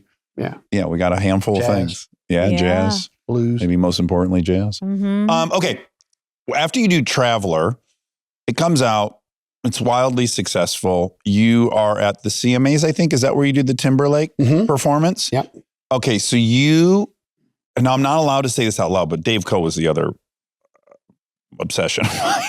I've probably seen Dave Coe like 15 times. Aren't you allowed to say that? Out He's loud? a pretty known racist. Oh. He's got some rough songs that didn't. Yeah, it's probably not a badge you wear on your sleeve too much. Yeah. But boy, when I was 20 and a drunk, man, nothing was more fun than going to a Dave Coe show. I went to one, and do you have his book of poems? No, I need his book of Oh, I mean, boy. I only had money to go to the show when I was, and it was like frat boys and bikers. That was the crowd. Yeah. And I went to the show in Lexington, Kentucky. But on the merch table, he had David Allan Coe short stories and poems. Oh yeah. And I didn't have the money to get it. And I told this story to a friend of mine that's a Texas act, and he somehow found this merch book from and he sent me a copy of it. So I have a copy of it. I don't know that I've read many of the poems, but Yeah, kids probably shouldn't read that book. Your kids, maybe keep that up high on a shelf. as weird of a dude as he is, he's also written some wonderful songs. Incredible! Yeah. No, he's a fucking hell of a musician. I mean, No, he's great writer. Obviously It's got- problematic. You've heard the Everybody's heard the awful stuff. Yeah. That everyone who knows is aware of him Yeah, is aware of the other awful things. Wow. But there are some also very wonderfully written, beautiful Oh country yeah. songs. God, in the yeah. mix. Anyways, he made Tennessee whiskey very famous, but he didn't write Tennessee whiskey. No, he didn't write it. He had the first cut on it, and George Jones had the hit on it. Oh, okay. George Yeah. Jones made it. But I Okay. knew it from Coe. That's what I knew it. Yeah, I only know the Dave Coe version. But anyways, you sing Tennessee Whiskey with Timberlake. Was that pairing, did you already know him? Did that pairing seem crazy to you at first? Well, I mean, I called him to do it. Oh, you did? Yeah. Oh. I had met him. Somehow he saw me on a YouTube video or something. Uh-huh. And it was the first time I actually met him. It was his birthday. And his wife called and said, "Hey, it's hard for me to find experiences that my husband hasn't had. Would you fly to Montana and play for his birthday party?" I'm like, wow. all of a sudden I'm the experience that you're, and I was like, okay. And so we flew to Montana. His birthday's in January. It's end of January. And your wife's is too, right? 25th, yeah. 25th. Yeah. Dax's birthday was yesterday. He told me 51, or his daughters told me. Actually, Okay. it was 51. I flew up there and it was so cold. I couldn't believe how cold it was in Montana in January. Have you been in Montana in January? Not in January, but I've been to Wyoming, and it's like gonna be negative Like I'm 18. inside by a fire with battery-powered socks and every stitch of clothing that I own on, and my bones hurt. Oh, That's how cold it is. And, I'm just not. It's not your climate. I'm not built for it. Yeah. I think it's got to be different. Don't let the beard fool you. This is no Grizzly Adams here. He's not Well, I mean, maybe you get used to it. I don't know. Oh. but anyway, so we're there for like a day, and my wife's with me. We're like, what are we doing here? This is kind of odd. There must have been tons of stars at his birthday party. Well, this is we get to that. Oh, yeah. So I think I'm going to play for this party, Yeah. And so it's time to go do the party, and we get on this horse-drawn, like Santa Claus sleigh. Oh, wow. And we Okay. go up a mountain and I'm thinking, like, there's grizzly bears up here. Who knows what we're going to run into? Yeah. And we go to this cabin with no electricity, What? zero electricity. And we go in, there's one guy cooking on like an 1800s wood Potbelly burning stove or something? Okay. Yeah, that's what's happening. He really wanted an experience he had never had. Okay, well, listen, the What in the room, world? not much bigger than where we're sitting right now. Uh-huh. And just a small table. I'm like, what is happening? I felt like I was getting Getting punked. I was punked. getting punked. Yes, I was doing the yeah. same This thing. is And he was weird. the most famous punk person. He was. He finally shows up, and it's him and like his best friend and a couple, maybe his cousin or something. Like it's like His bros. 6-7 people. Oh, wow. And I play, a little bit of music. And he's Wait, like, really quick. Does that make you nervous? Like the smaller the group, the more nervous or less? You kind of already well, say it you don't was get so, nervous. You can say bizarre. unique. You were about to say bizarre and you didn't want to Well- offend anyone. It is strange. It's crazy bizarre. But cool. Yeah. Like, Absolutely. Yeah. and so I played, and then he's like, hey, man, sit down. And so I wound up just sitting down, and we hung out that night, and Had some we're whiskey. friendly. And then we went back to his house, and we had definitely had some whiskey. Yeah. And had some pappy that night, in fact. Ooh. And Got Pappy. there was a cake there, and I wanted to eat a piece. I cut a piece of this cake because I'd had a few minutes. My wife's like, what are you doing cutting this cake? and I looked at the tag, and like Alicia Keys had sent him the cake, and I'm like, oh. He's like, no, man, it's cool. Eat the cake. And I was like, okay. So we were eating cake, and that was kind of it. And we kind of knew each other from then on, and we had talked a little about music, and we talked about doing things together, and we're friendly. We went out to dinner a few times, and we're just kind of friendly after that. Yeah. And we had this record, and the CMAs were coming up. We got nominated for a few things, and they were going to offer me a slot to play. Yeah. And Morgan's like, you got to call him. You got to call him and ask him to do it. That's the way you do it. And really quick. So that's my most hated thing in the world is to ask someone for a favor. I How easy does can't that do come? it. But I also knew that she was correct. Mhm. I said, if there's ever a time we got to, Get over this. He's going to say, he's going to say no. And I'm just like, Yeah. I'm like, hey man, would you want to come do this? And you're like, absolutely. So we got on the phone with the producer, and you know about television time on those things. Like time on television is like so precious to these guys making these shows. Yes. And Justin, with a straight face on the telephone, the producer's like, all right, how much time are you guys going to need? And he's like, we need 8.5 minutes, Which is an eternity. which is an eternity on television. yeah. And had he not been on that phone call, that would have been an immediate, absolutely not. Yeah. Yeah. But it was just kind of like, yeah, you guys can have 8.5 minutes. So Wow. we got 8.5 minutes Yeah. for what was essentially my first appearance on that show. Yes. Now, did you get nervous for that? No, because we rehearsed 2 days before, and we dug in, and we had it dialed. And I knew that we were going to, Slay. it was the best possible version of whatever we could have done. And I knew that, he's so pro, and his band and everybody, we all dug in, and we were prepared. I've to heard show this up from and do something. a few people. We had Anna Kendrick on, Oh. and she was talking about having to do those troll movies. And she went in one time and she had like a really bad cold. And Justin's just like, well, here's what we're going to do. I'm going to do this, blah, blah, blah. She was just talking about, like, to your point, what a fucking pro the dude is. I mean, he's been doing it since he was a child, and he took it seriously. 100%. Yeah, he's a And he pro. intuitively knows what to do all the time. Spooky. Yeah. And then this prick is the best SNL guest host of all time. Fuck this guy. You're not supposed to be good on SNL on top of all this other stuff. And dance like that and be good on SNL. But, the power of those performances is pretty staggering because also, I mean, that's the Luke Combs story too. Like Luke Combs has this performance with Tracy Chapman. But that really, that is a big turning point, yeah, for you professionally, that performance? Well, it's certainly, I tell people a lot of times, we spent a long time building the fire, but that threw a match on it. Yeah, sure. yeah, right. Wow. And we had some shows booked on the West Coast and, 1,000-seat theaters and things like that. We never played on the West Coast at that point, and they were gone like that. Very quickly escalated from that point. Yeah, it's funny how many people have this similar story where it's like it feels overnight on the outside. But for you, it's like, you're 15 years into it or 12 years into it, and you've had a really substantial writing career. So for you, it is incremental. But from the outside, it's like, oh, wow, this is like a light switch. Yeah. Well, and that is definitely the view to people, The outside. to the passer on the television. Do you think because you had little tastes of success along the way that by the time this thing came around, you had a little practice? Like, were you able to take in that moment in the ways that you would like to have? No. No. And we won a bunch of like awards and things that night too that were just kind of like, we weren't supposed to win any of those things. Album sold 2 million. Like, it's on fire. Everything's fucking on fire at that moment. Yeah. And it was very quickly just a different ball game. Yeah. Yeah.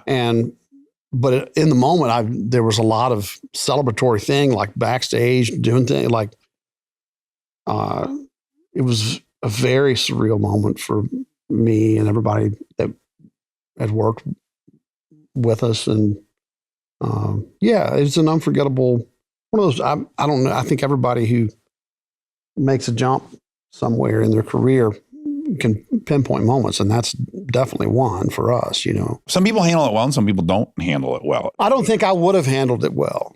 Had you not been like married and stable and had some I was practice? 38 or something. Yeah. know. I know. You imagine giving yourself that whole experience at 21 years old or any of the ones I had. I'd be dead. I'd have burnt the whole place down in a weekend. No, and some people aren't meant to handle that. And the universe was looking out for me in that way. Yeah.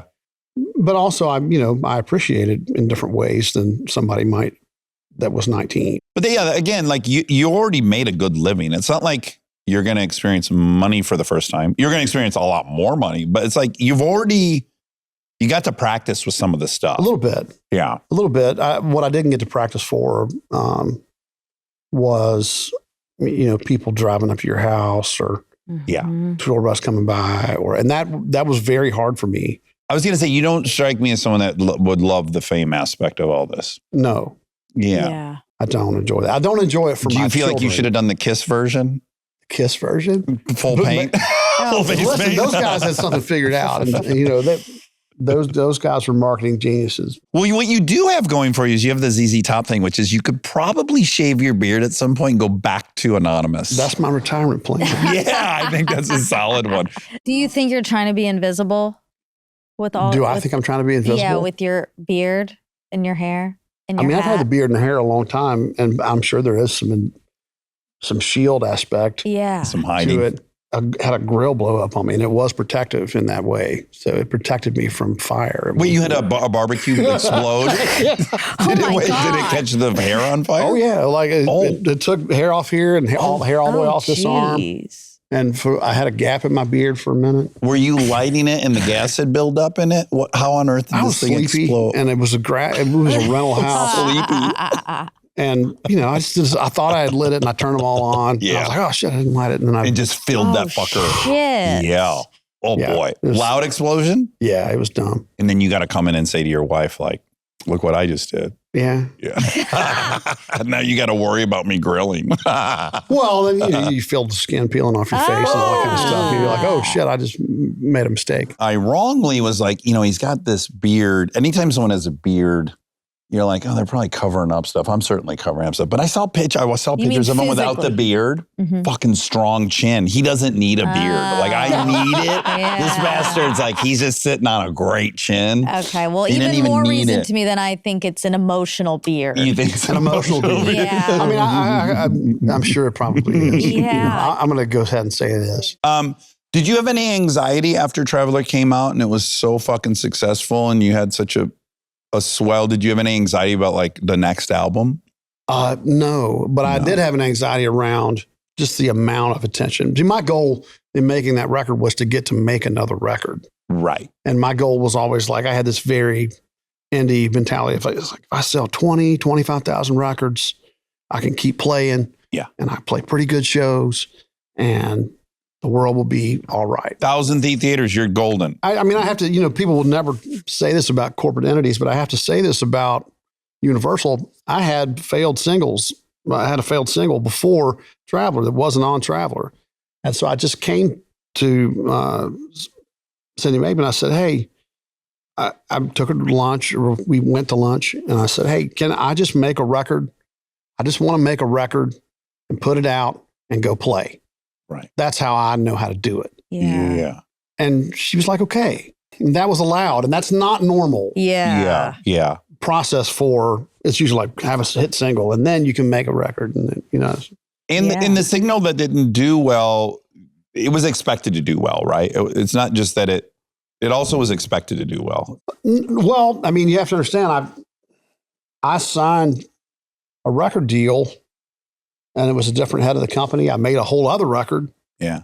previous to that. Yeah. And the head of the label came in to listen to it. And he's like, listen to the whole thing. Sat there, listened to the whole thing. Then he turned around. Like, man, I love it, but I'm not going to be here next week. Mm, Oh boy. that's and not good. Capitol and Universal kind of merged Why did you even listen to it? because he signed me. He and wanted he's a to. music guy. liked you. Oh, yeah. Okay. Luke Yeah. Lewis is a music guy. Yeah. That was a dumb question.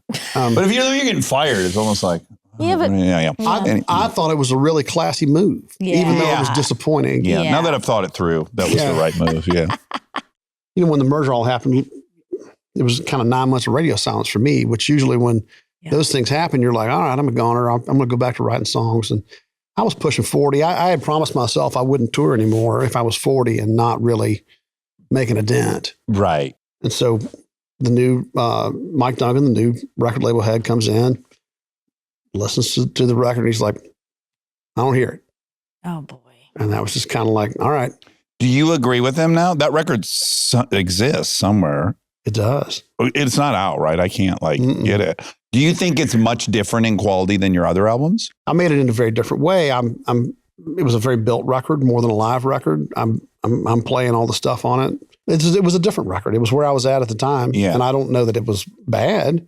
Right. I'm not embarrassed of anything on Yeah. it. But, Did it dent your confidence at all or no? I mean, I disagreed. Oh, right. Okay, good. Yeah. That's the preferred outcome. I'm also aware that his job was to run the business the best way that he knows how to run a business. Right. And if that meant it wasn't for him, I missed the mark. So what happened when you played Traveler? Does he come in and sit and listen to Traveler? Do you get to have like a round two?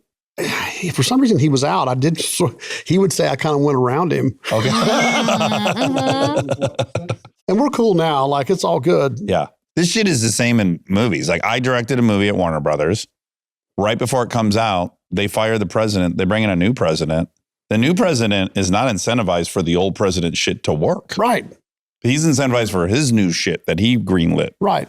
And you're like, oh, fuck, I'm just fucked. They're not going to promote this movie. Right. It's disappointing. There's a lot of great things that get kind of squashed in regime changes sometimes. And that's just the way that it There's goes. more business happening than people realize. I Right. think. And the timing of things. There's a great Chris Knight record that came out a long time ago that Frank Liddell produced that I love, but that record came out and then like the whole record label shut down, Oh, Yeah. oh, it got kind of squashed, but that was a great record, and it just was unfortunate business timing. It was, Yeah. things like that happen all the time, I think. Yeah. And a lot of great, Back to your Things- luck thing. I mean, Yeah, it's again, luck. half the That's game's when- luck. maybe more than Yeah, half of it. probably more. I think it's Yeah. probably 90% luck, Yeah. The better comp is really, I can't imagine, are you into Formula One at all? Well, I did do a song for that movie. Oh, yes, you did. Yeah. Oh, That's shit. right. Yeah, you have a song in F1. And I got scared to death. I went to the race in Las Vegas. Uh-huh. Why humans want to go that fast, I don't understand it. Okay. I Because agree. we were right up on the fence and you're just like, this doesn't feel safe even for me to watch. No, it doesn't feel like physics would allow for this thing to happen. Right, That's what's cool about it. right. You know, the car can't go around a turn at 190 miles an hour, right? No, well, it just But I did. guess it did. Have you ever gotten a car with one of those guys or something? Yeah, I hosted this show Top Gear for Okay. a couple Yeah. years. I raced. I know you race. I bet it. Yeah, so I've gotten. But you drive something like that? I've never been in a Formula One car, but I have ridden with several Formula One drivers in cars. And yeah, the stuff, always going into turn one, you're like, well, he ate the farm on this one. Like, we're not making it through this turn. And then all of a sudden you're exiting the turn. You're like, I don't think that can happen. Physics wouldn't allow. Yeah. They're on another level. But the reason I think the analogy is good is like the car, unfortunately, is 90% of it. Right. But that's not to say it doesn't matter if you're Max Verstappen. It fucking matters. Like he's Sure. head and shoulders above, but he needs that 90%. Sure. And I think the same is for your thing and my thing, which is like, you got to be Max Verstappen, but fuck, you need the right car. You need the 90% of luck in friendships and all this And other the right, shit. yeah, the right people around you. I can't say that enough. You've said it a lot, and I Yeah. really like it. Yeah, I like it too. I know we were sitting here talking about the individual thing, but I do feel like a lot of, of what I do might put my name on a marquee or on something else. But, you're talking about, but you wrote the songs and all, you're saying all these things, but I didn't record the things. Like I went in the studio and Vance is sitting there pressing the button. Dave and my wife are telling me when they thought the take was right. I mean, I'm not making things without Dave. Yeah. Not really. I've also watched you guys talk to each other, and there's definitely some spooky shit going on.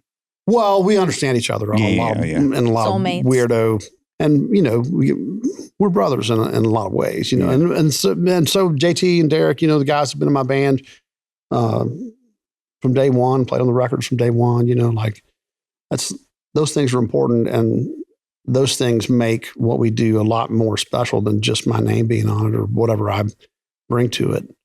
The specialness of all those people involved is important. Do you have some guilt about being the name on the marquee? No, somebody's Okay, got to good. do it. Yeah. Okay, good. I'm not trying to act like I'm unworthy here or something like that. What I have a lot of is survivor's guilt, which is like I, over the last 30 years, worked with so many fucking brilliant people that didn't get lucky or didn't know the right person on the right day. I was exposed to how many people moved to LA and were talented and worked their asses off. And I have that guilt personally, where it's like, I don't know, man, there were 4 other guys in my comedy troupe that were better than me. And I don't know why they're not rich. And it's not fair. It's not. No, it's But deeply that's unfair. also, the world is not fair. Yeah. Yeah. And not that I think that that's right, Right. but I'll take it. Yeah. Sure. Yeah, If they're exactly. going to give it to someone, I volunteer. I appreciate it. I'd Thanks. like it to be me. Yeah. I'm sure I do have some guilt. I'm sure I do have some guilt about that. Yeah, I don't have imposter syndrome. I just have I can recognize that these people are every bit as good as me and some better. Yeah. And it didn't happen. And it's like, it's heartbreaking. That hurts my soul a little bit.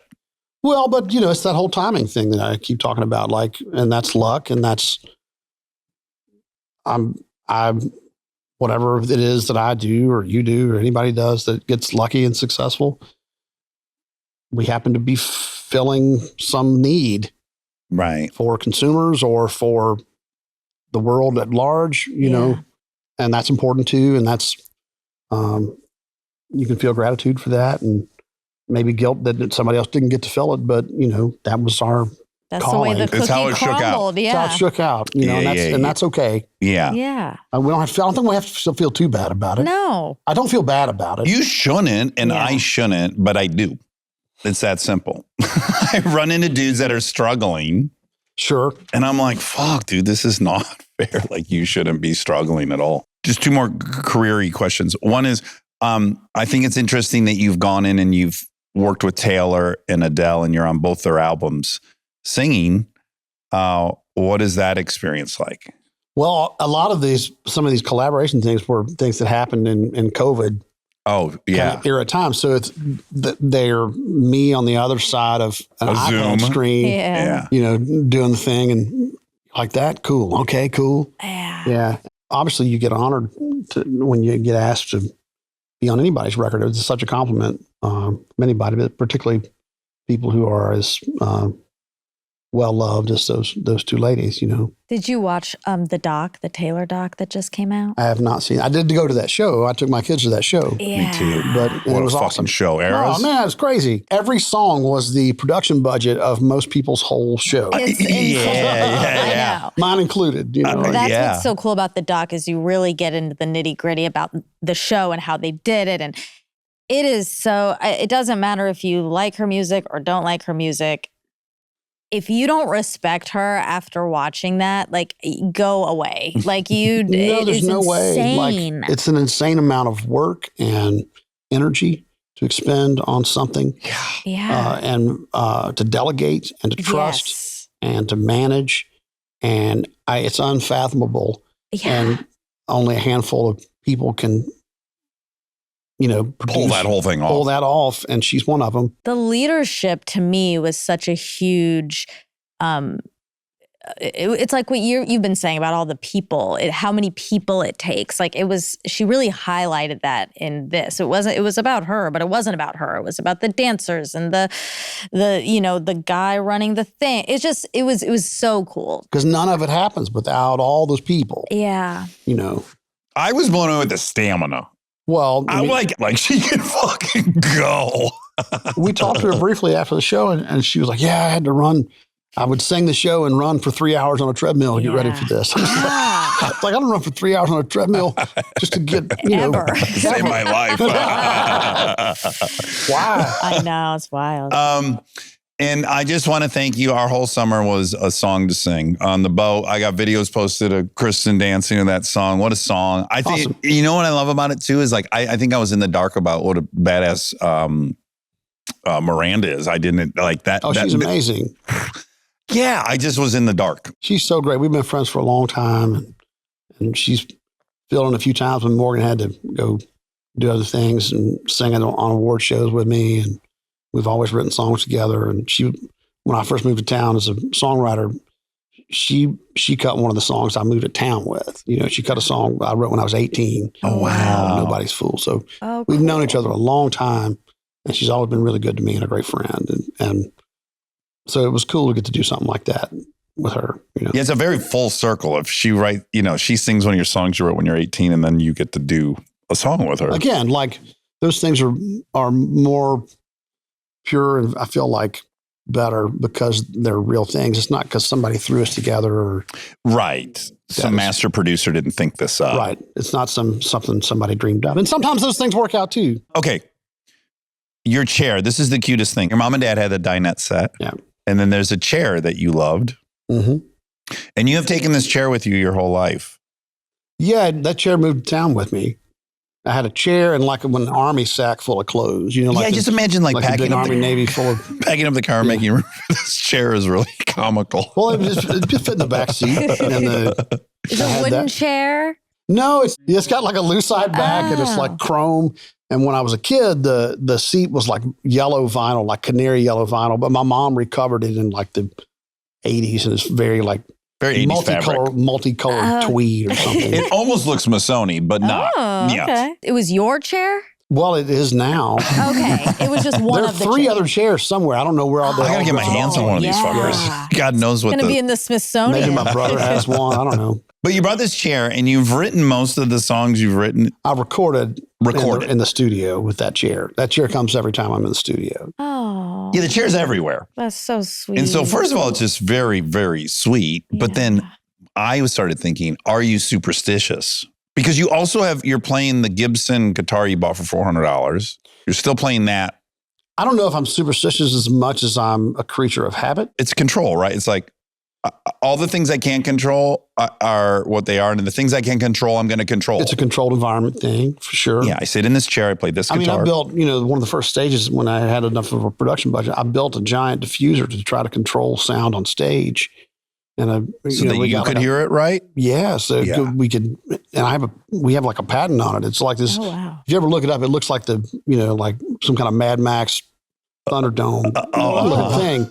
Crazy to build. All these pieces are like 1,200 pounds a piece, and it's a diffuser that we carried around on stage. Like, and it was so stupid to build, but I had to hear it. I had to see if it would work. Yeah. And because I was trying to control environments, because most environments, live environments, aren't sonically pleasant. Mm. And I don't use in-ears. I use floor monitors. And I'm always trying to control the environment in a way that, maybe I shouldn't. Uh-huh. But I That's gave up on amazing. that, and I had a different thing that had all these moving motors, and that didn't work. I'm all the time drawing shit on napkins and making people who know how to do stuff try to figure it out. See if it's possible. Yeah. Will this work? I love also this was fun. People should watch this. This is like your essential things that you care about. This is a video I watched. And your dad's knife collection in this knife roll Yeah. is so special. I got like very nostalgic seeing that. Yeah.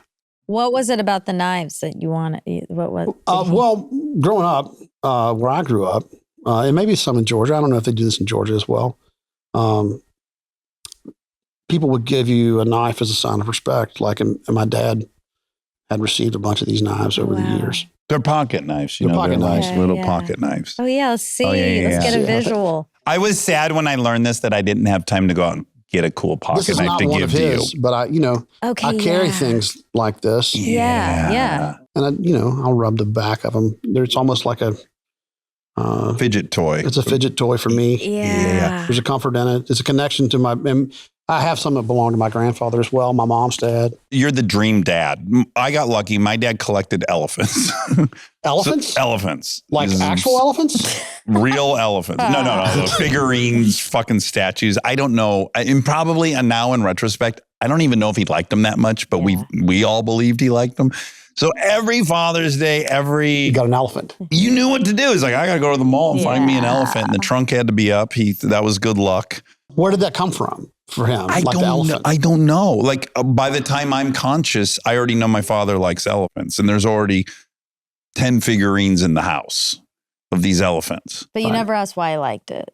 He just said that he learned they were good luck if Okay. the trunk was up. Because I grew up, my mom had this porcelain elephant that was, Oh, It was he would have wanted to get it his was hands like on this, that. it looked like, like really nice china. Yeah. It Yeah. had painting green all over it. It was like a side table. It had like a table on it. Oh, it was functional. Yeah, it was a functional Oh, elephant. fuck. That would have made his year if I could have got my hands on that thing. I think that thing's in a storage unit. Hopefully I can find it. But anyways, your boys are blessed because you have 4 boys and they know you're going to get a knife. You're going to get a pocket knife. Yeah, knives and cars and guitars. Yeah. It's great. Of the venues you've played, Super Bowl, SNL twice, talk shows, is there a favorite kind of live experience you've had that you're like, oh fuck, that was special? Favorite live? Well, I mean, Like Super Bowl. What's this Super Bowl? That was one of those times I felt nervous, and I don't often feel nervous. because that's a scary song, right? Scary song Yeah. and No control. scary. Well, I controlled what I could. Yeah. Yeah. There's a lot of moving parts to that. I made it the least amount of moving parts I could. I played it with just me and a guitar. Yeah. Yeah. I didn't get the band. I didn't do a pre-tape. I didn't do any of that kind of stuff. And I wanted to go out there and see if I could just do it. Yeah. And that's nerve-wracking for that level of television show to go live like that. Yeah, it's rare you can fuck up in front of 40 million people. You can, though. I've done it. But yeah, that was special because it was, and I played when the Letterman show was going off the air. Oh, you got to play Letterman? I got to play Letterman, and that was one of the last. And when I was in SteelDrivers, I got to play on Conan. That was a favorite show of mine, Yeah. Okay, now I'm going to hit you with the weirdest thought I've had through all this reading about you and watching interviews Okay. and listening to your voice a lot. Do you know how the old mining happened, like hydro mining, where they would, the way they mined in like the 1800s, you start with a huge diameter pipe. Let's say it's 4 feet and you're running water through it. And then you reduce that to 2 feet and that builds pressure. And then you reduce that to a foot and then you reduce it to 6 inches. And by the time it's coming out spraying at the side of the hill, it's fucking, a bazillion pounds of pressure. I know nothing about that. Okay, but you get the concept. I was looking at your nose. I'm like, Chris has the cutest little nose for what a big guy he is. He has this tiny little nose. I did not see And he's this got this, coming. he's got this big chest, and he's like this big guy, and it's all starting down here in the fucking diaphragm. And by the time you work all that up and send it through this tiny little button nose, I think that's your magic sound. That's a wild It's a theory. huge setup to ask. Have you observed? Go Oh my ahead. God. Go ahead and respond to I'm this sorry, I theory. don't have one. keep going. Keep going with your Yeah, my button-nose theory. theory. Okay, so I think you're like you're hydraulic mining. That's what you are as a musician. Over these 25 years of sitting with musicians and working with musicians, have you observed patterns? Like, have you noticed weird things like, oh, people with this physicality tend to sound this way, or that, like, have you picked up these just from doing it so much? I don't know if physicality, I've picked that up. I certainly where people are from, I think probably plays into how they play. Like people from New Orleans have a thing. Sure. People from Memphis have a thing. People from Florida have a thing. Like Yeah, betting yeah. those guys. Like there's a rock and roll thing that happens there, and you can't put your finger on them. Like They you work can't their say- way into your DNA a little bit Yeah, somehow, but right? you can't say like this. They definitively have this thing, Yeah. but they definitely come with a different slant. Whether it's the pocket that they play with, or the way they hear things, or the way they pronounce things when they sing, or Yeah. where they sing things. Maybe that's a pedestrian evaluation of music. It's interesting you say that. I'm reading a book right now, and it's talking about cities and the magic of cities.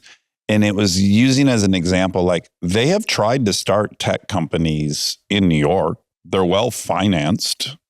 They don't work. They work in Silicon Valley. Finance works in New York. We don't really know why. Other places have tried it. But there's all these cities who have like signature industries that become their DNA, and they kind of can't be done elsewhere. I can't explain that. Yeah, it's just It's a above my pay fascinating grade. Yeah, it thing that's is. very similar to this. Like, yeah, if you're a musician, you're also a product of something. Right. Yeah, and it can't be replicated. Okay, my last thing I want to say is, what is the current fuel you're burning for creativity? Because I imagine it has to evolve dramatically from arriving here hungry and ambitious and fearful and all these things. You have to evolve as the thing starts working out. There's all these like very dramatic, youthful things that create art. Sure. And as your life stabilizes, which you're trying to get it to do, what drives the creativity? I think I'm probably at a bit of a crossroads, and that I don't know when I'm going to make another record or write another song. Yeah, I'm probably not really in the mood, right. Mm. and that's okay with me. It is. It's probably not okay with managers and Yeah. Fans. record labels and people like that, but that's okay with me. Yeah. I don't know how much longer I'll even go play. I don't know. Oh, Yeah. God. Well, I think he and I are at the same age. Like, I'm also like really just contemplating what a spectacular life I've had. What do I want the rest of it to be? I want to have made a really thoughtful decision. Yeah, I want to make a thoughtful decision about what I do with the rest of the time that I have on the earth. Yeah. And you got But little I also babies. feel I got babies. I got, Yeah. some that are almost out of the house, Yeah. and they gave up a lot for me to be sitting here with you and doing things. So I owe them some things, I think, Yeah. some time in particular. I've done more than I ever set out to do. Mhm. Yeah. Same. How about that? Yeah. Same. And I used to say this about playing the Ryman Auditorium. My dream used to be to play the Ryman Auditorium and sell it out. And then we, very early after the Timberlake moment, we played it 3 nights in a row and sold it out. And I used to feel, I said, well, now I have to get a new dream. Yeah. Yeah. And so What's the new dream what's phase? the new dream? Yeah. Yeah. Yeah. And I do think it's important to find that. And I think for me, fuel is the search. Mhm. So I'm going to have to search for something. Mhm. I'm going to have to hunt for something. I don't know what that is or where it's going to come from. Well, look, I'm in the market for rich friends in their 50s who want to retire and have fun. So I know very few people. What are we gonna do? Yes, and I think we're virtually neighbors now. I am so not in my 50s yet. Thank you very much. you'll be there in 2 fucking seconds, my Okay, friend. I'm not hanging out my Spurs. I'm not saying I'm hanging out my Spurs. I'm just saying I'm looking for the fire, Yeah. I need the fire. Yeah. Yeah. and I want the fire. Yeah. To lead. Yeah. And that's more elusive now than it used to be. Are you on testosterone? No. Do I need I'm to on be? testosterone. How much, man? You're pretty All of it. we need to back it off a little bit. Whatever they got. I told you I was a 9 on the addict scale. No, my numbers are really responsible, actually. But I will say, I was having this really crisis 8 years ago. I had like directed a movie. It didn't work out, blah, blah, blah. I'm like, I don't know, man. I don't know. Maybe I did enough. I was really like, maybe I did enough. Maybe Well, I do think that I've done enough. Yes. I do think that I've done enough. And it's not about doing something else. It's about, for me, wanting to do something else. And I think I owe it to the people who might listen to what I do or come see me play live or any of those things, that they get 100% of whatever I've got left in me. Yeah. If they're paying money for a ticket or a record or whatever it is. Yeah. I feel very, resolute in that. And if I don't think that I can deliver on that, I have to evaluate that too, I'm going to start you on 4 milliliters, 0.4 milliliters. I like your passion, answer. now your passion's going to like shoot back alive. I'm going to make 6 records in a year. We don't need manufactured passion. It'll show itself. It'll show itself. But you don't even want it for the results. You just want the feeling of I want to devour something. I want to conquer something. I want to take something on. Like, that's just a good feeling. Forget the outcome of it. It's like, I like feeling you that want way. to feel like you can. Yeah. And, I think I'm. And I started feeling like I couldn't. I'm like, I don't know. I have a little of that. Yeah. I have a little of that. Like, I don't know if I care is what I was just like. I don't know if I care Maybe about you it. just need a second. It's okay to take a No, break. he needs testosterone. Oh my I'm going to give you your first shot before you leave. No. You got some extra? I'm always. Give me some of that testosterone. I always roll it back up. Chris, again, truly, we get to talk to a ton of people. I was just very, very excited to get to sit with you. Of all your stuff, it's just your spirit to me screams out when you perform, and it's just so beautiful. I'm really grateful I get to cross-pollinate and meet thank you for having me, and thank you for taking the time. Yeah. This was really lovely. Thank you. Yeah. I want you to have peace and contentment, and I also want you to make a 10 or so more albums. So however you accomplish, however you accomplish both of that. All right. Be well. Everyone go today and buy as much Traveler whiskey as you can. Yeah. And fucking I sure let will. it rip. Yeah. You're thinking about quitting, take your tour bus out to the desert with a case of Traveler whiskey, and it'll set you straight. Chris, thank you so much for coming, and I look forward to our retirement together. Yeah, man. Sounds good. Stay tuned for the fact check so you can hear all the facts that were wrong. How you feeling? Good. Are you tore up? As in like tired? Tired, hungover? I'm not party hungover at hard? all. No. No, I'm not hungover. As far as my consumption, I had a teeny at the awards. Yeah. And then I got one at the Netflix party, but I only had one sip because it wasn't the way I liked it. And then What was wrong with it? I'm particular. I'm particular. What does it got to be? It's a Hendrix martini, Oh, Jimi lemon Hendrix? twist, Okay. no vermouth. Oh. Extra bruised if I can get that. I have to see what kind of the environment is, if someone can take that. What's extra bruised? Like shaken, a little icy. Oh, like chunky? Just some ice shards. Oh, ice shards. Like just some little shards. I like it really cold. Oh, wow. There's so much to it. How long does it take them to make this when they do it right? No, if they do it, if they know their stuff, Yeah. 8 to 10 minutes. I'm just kidding. 12, 13, I don't know. 40. Give or I take. can only order one at 8 and it arrives at like 8:40 to the table. So If they're good. I don't know what they're doing. They do it right. Yeah, no, it's fast. But so there was a really cute little martini bar thing right next to where we were sitting. At the Netflix party. Uh-huh. Okay. And I was like, oh, I'll get one of those. And I was like, do you have Hendrix? And he was like, oh, no, they're pre-batch. And immediately I was like, oh. And he said, but Is that they're like really... the version of like a microwave? Is that like the equivalent since I'm out of the scene?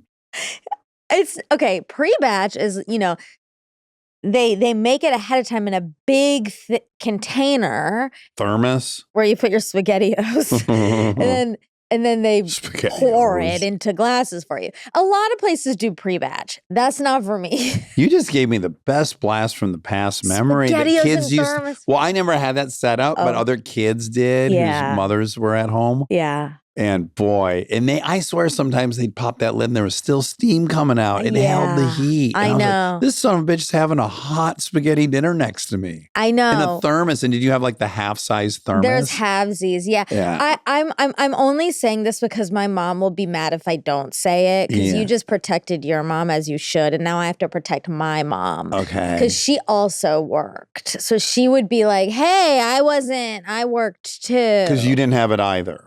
No, I had it, but not all the time. But I had it every now and then. Okay. You know, my mom was making me lunch. Your mother really. She also had another person helping her make My some money and dad. stuff. You Oh, know? money, yes. Yeah, so it's like yeah, he didn't yeah, help with yeah. lunch. Yeah. As you know, my mom's sick. It was just Subway every day. Yeah. Yeah. My mom was the overtime queen. I know. I'm not. I Yeah. just wanted to be clear because Oh, you yeah, said, yeah, you yeah. know. Now I Well, was whose mothers defending were my home. mother like I know. round two. I 'cause know. She never It's made me a those cycle here. Yeah, nor did she even buy that. Oh, no, that's not true. We would get some, I think when we go grocery shopping, there were a couple splurges. David and I could both pick out 1 2-liter of soda occasionally. Oh, that's nice. And then the other thing could be like, I could pick out 2 cans of Chef Boyardee. Okay, yeah. Yeah, ravioli all the I way. love the ravioli. I would put it in my mouth and I'd like deconstruct it with my teeth and tongue so that I could like, Oh. I would scoop out the little ball of meat Sure. with my tongue. Like I really Sure. was a psychopath with the way I consumed it and I loved it. Yeah. So you could have picked SpaghettiOs, but you went ravioli. We were mainly a ravioli Chef Boyardee house too. Well, raviolis, I believe, are Franco-American. Oh, I thought they were brand. Chef Boyardee. They had one, but I don't think it was called SpaghettiOs. I think the trademark Oh, I think- Rob SpaghettiOs is trademark Franco-American. SpaghettiO. Uh-oh. They had a- Campbell's. Campbell's. It's Campbell's. But I yeah. think maybe Campbell's bought Franco-American since the 80s, I remember 90s. it as Campbell. Yeah, it was Franco-American in Shit. Who's 1965 introduction. Okay. When did it When get did it dissolve or get Campbell's. absorbed by Campbell's soup? ring-shaped canned pasta was introduced in 1965 by the Campbell's Soup Company under the Franco-American brand. Perfect. So it was it was a subsidiary. sub-brand. Yeah. It was under the umbrella. The Campbell's umbrella. Oh my God. Wow. Anyway, so the batched martini, so he said, I was like, do you have Hendrix? And he said, oh no, they're pre-batched. And I was like, oh, maybe and he was like, but they're really, really good. So, he had a lot of investment and pride. And so I was like, sure, I'll do it. Yeah. And then You couldn't get through I drank one sip. it. Ugh. That's okay. Why don't you switch to wine or something? I know, but then I was like, I don't want to walk all the way to the bar. It felt Yeah, too Triz much. is really doing it. No. Oh, no. It's like there's a lot of people, Was there a lot of people? Where was it at? Spago. Spago. Spago. Did they have canned SpaghettiOs? Is that not Italian? They did. They had some like big batched pastas. Pre-made like the martinis. I didn't get any, but Rob got some. Yeah, What'd it was good. It was good. Yeah, Spago's good. We went to an event and I was reminded, we went to a party. We all went to a party We on did. Friday night. Amazon by Yeah. Vanity Fair. And Vanity Fair. And I keep going to get reminded I'm not a big party person. I know. It's fun to be invited. Like it is. Absolutely. It's an honor to be invited. It's flattering. Yeah. And I think it's nice to get cute. Yeah. Wear cute outfits. But then when you get there and it's just so loud and so crowded Very crowded and packed. And then really you just end up because of the environment, you want to just be with people you know. That's right. So yeah, eventful week. Yes. And then the big day. Big day. Your designer came through. I was so happy. I was so happy with my dress. Shout out Brandon I saw your Maxwell. post and they put your name on the inside Yeah, of it. Oh, he that's so stitched my sweet. name in there. It's so sweet. It was really cute too because a few people who were there, who listened to the pod, were chatting and Where? The party or at the show, Golden Globes? Dakota. Oh yeah, Dakota. Yeah, we were talking and she was like, "Is that the Brandon Maxwell?" because she listened. So like they knew Oh, Mila yeah. also. Oh, she was on it. Yeah, so that was cute. My most flattering moment you witnessed. Oh, You almost passed out. I did. Lincoln, I mean, she screamed at the top of her lungs when I told her this. This is a big deal. Hilarious. Jacob Elordi. Yes. I turned and this son of a bitch is like 6'5". He's so gorgeous. So gorgeous and so tall. You cannot miss him. He towered over you. Yeah, yeah. And so I just looked at him and I said, look at this tall, handsome son of a bitch, not thinking he's going to know me. And then he said it's at both times the most flattering and humbling thing ever. Yeah. He said, oh my God, dude, I've been a huge fan of you my whole life. Yeah. And I was like, yeah, I bet I've been working since you were born or damn near. How old is he? 1997, he was born. 28. Okay, so he was 6 when I got on the screen. Yeah. Yeah. It's a nice right reminder. when memories are starting to form. I'm his first memory. So for him, yeah, his whole life, because that's when your memories kind of start imprinting.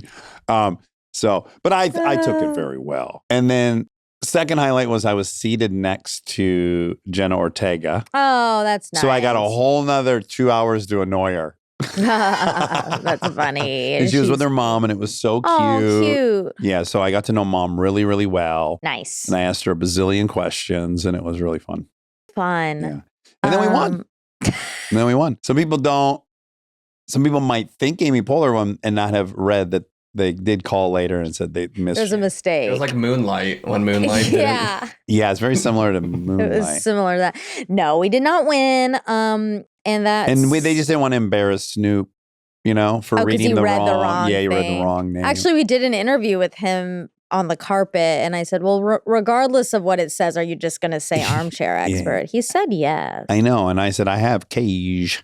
I know. You I was did. willing to pay. You were willing to pay. Yeah. And then for the record, I just if I told Babers, I was like, right from their announcement, if we had to get beat by someone, I couldn't be happier that Yes. it was Babers. I went up to her and I said, how dare you? How dare you? And she was so cute. She's so cute. I just love her so much. And then Nikki crushed. What a job. She did so well. She did so well. I love her. I have such an affinity for her. I went to her party after the Netflix party. I wanted to show up for her.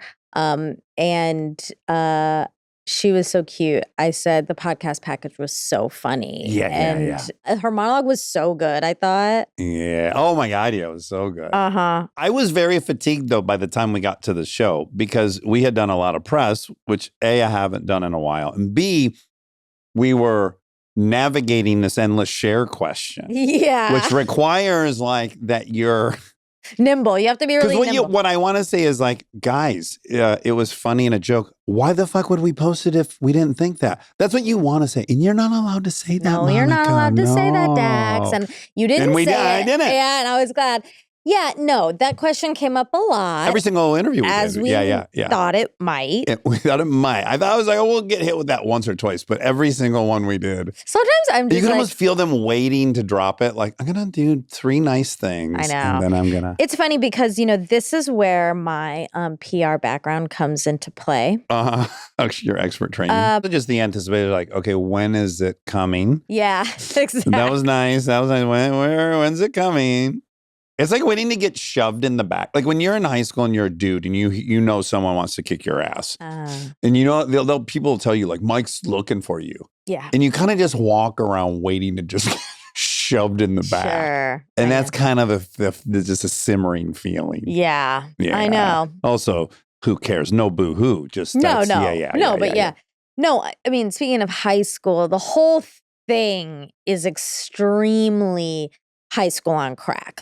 From beginning to end, it's immediately popular kids versus not popular kids. Who belongs here versus who doesn't belong here.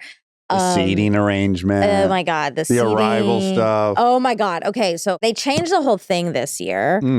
That there was stairs, it was tented. Oh, yeah. Like we had slots. Yeah. And you have to arrive during that time Yeah.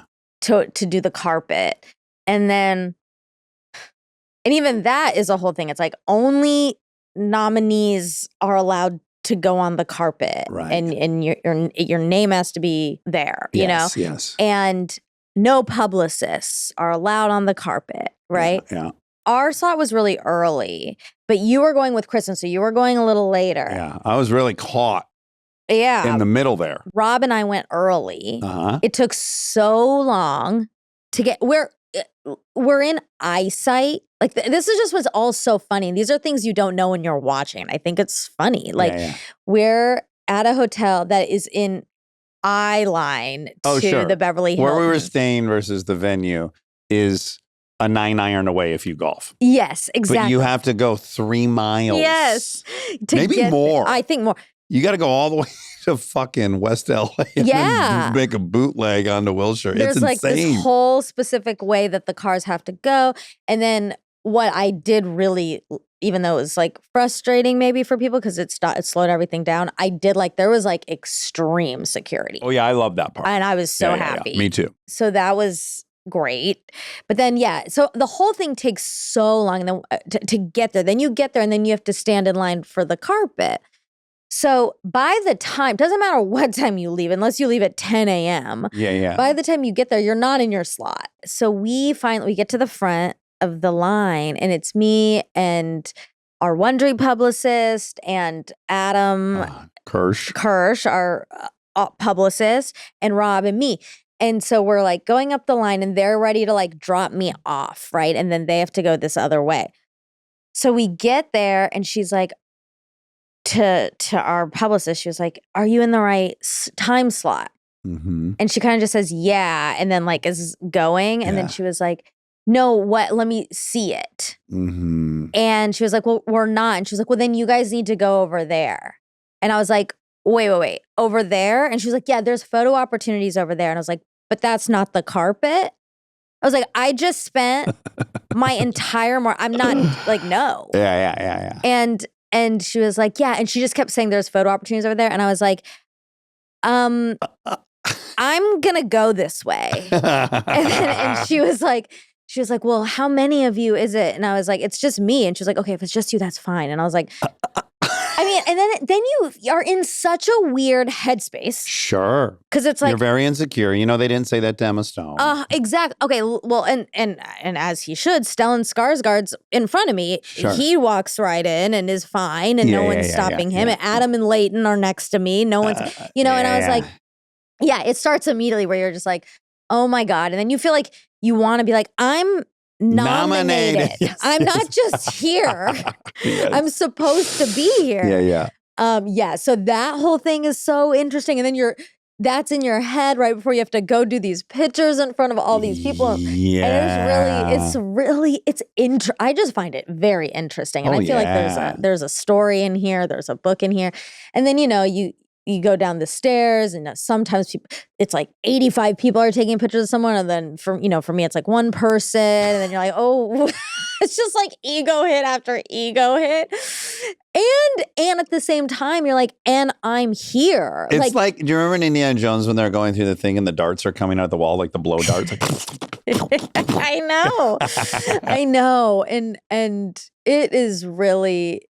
But then you're also at like one of the biggest parties in the world. You're invited there. Yeah. And like, anyway. And wild people are walking by. Sean Penn's walking by. Benicio del Toro's walking by. And that's all amazing and so cool.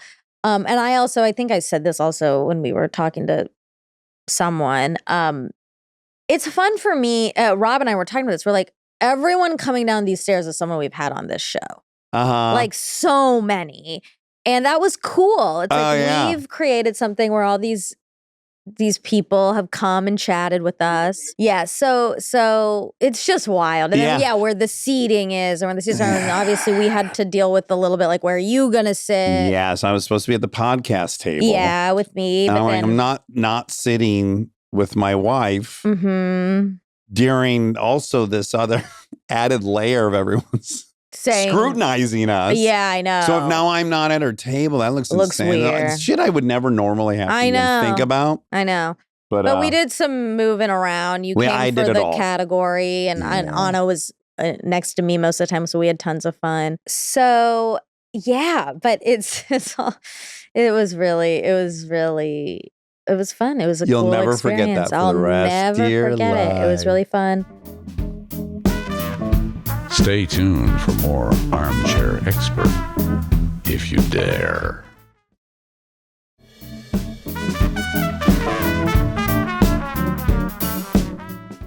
The biggest event is Lincoln requested that we go back to the go-kart track. Yeah. And I was like, oh my gosh, she's been bit. Okay, so we just got back. We did 4 races. First race, 8 adults. Last time it was mostly her and I, and then a couple stragglers. But today was, there's track full. She's fucking passing people. Amazing. Took a turn, collided into somebody, didn't give a fuck, kept it going. Finished 4th.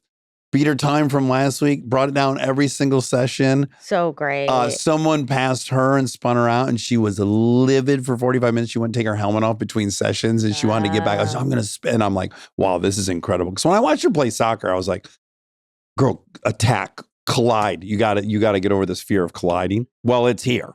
That's like great. within her second time, she was like max, That's going for every exciting. pass, fearless.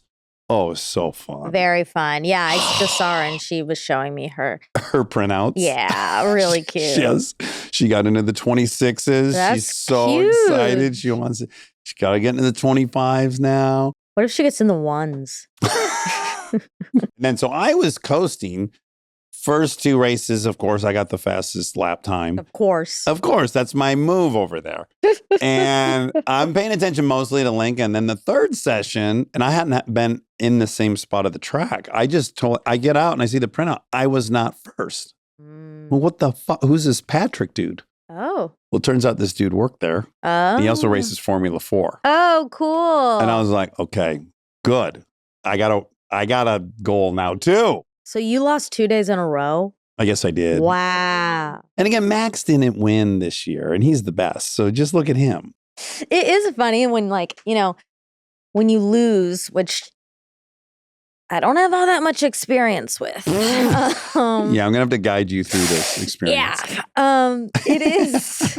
It's funny when you look around and you're like, look at all these other people who also did not win. Like Leonardo DiCaprio I didn't know. win. It's like, how can you really be upset? You're I like, oh know. my God, these people didn't win too. Yes, and did you see And they're one the battle best after? people. And yeah. And like Adam Scott sitting so close to us and I he know. didn't win. And of course, but it's not because I'm not saying the person who won shouldn't have won. It's just oh yeah, everyone's fucking amazing here. Yeah. So yeah. that is when they're like, when people say it's an honor to be nominated, when you're on the outside, you kind of think that's just something you say, but it is real. Yeah.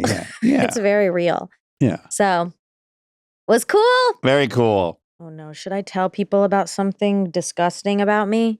Oh, sure. We love discussing stuff. God, this is probably why we lost. I think Eric put a curse on me Okay. when he asked me, or when he said, "You're lucky you don't have dandruff because your hair is so black." Oh, and you've been experiencing a little dander? I hate it. Okay. Okay.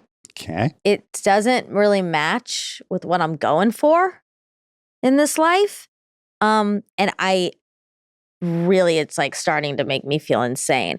But I am using a new product, Rose, shout out Rose, for real. Also, I keep spit. I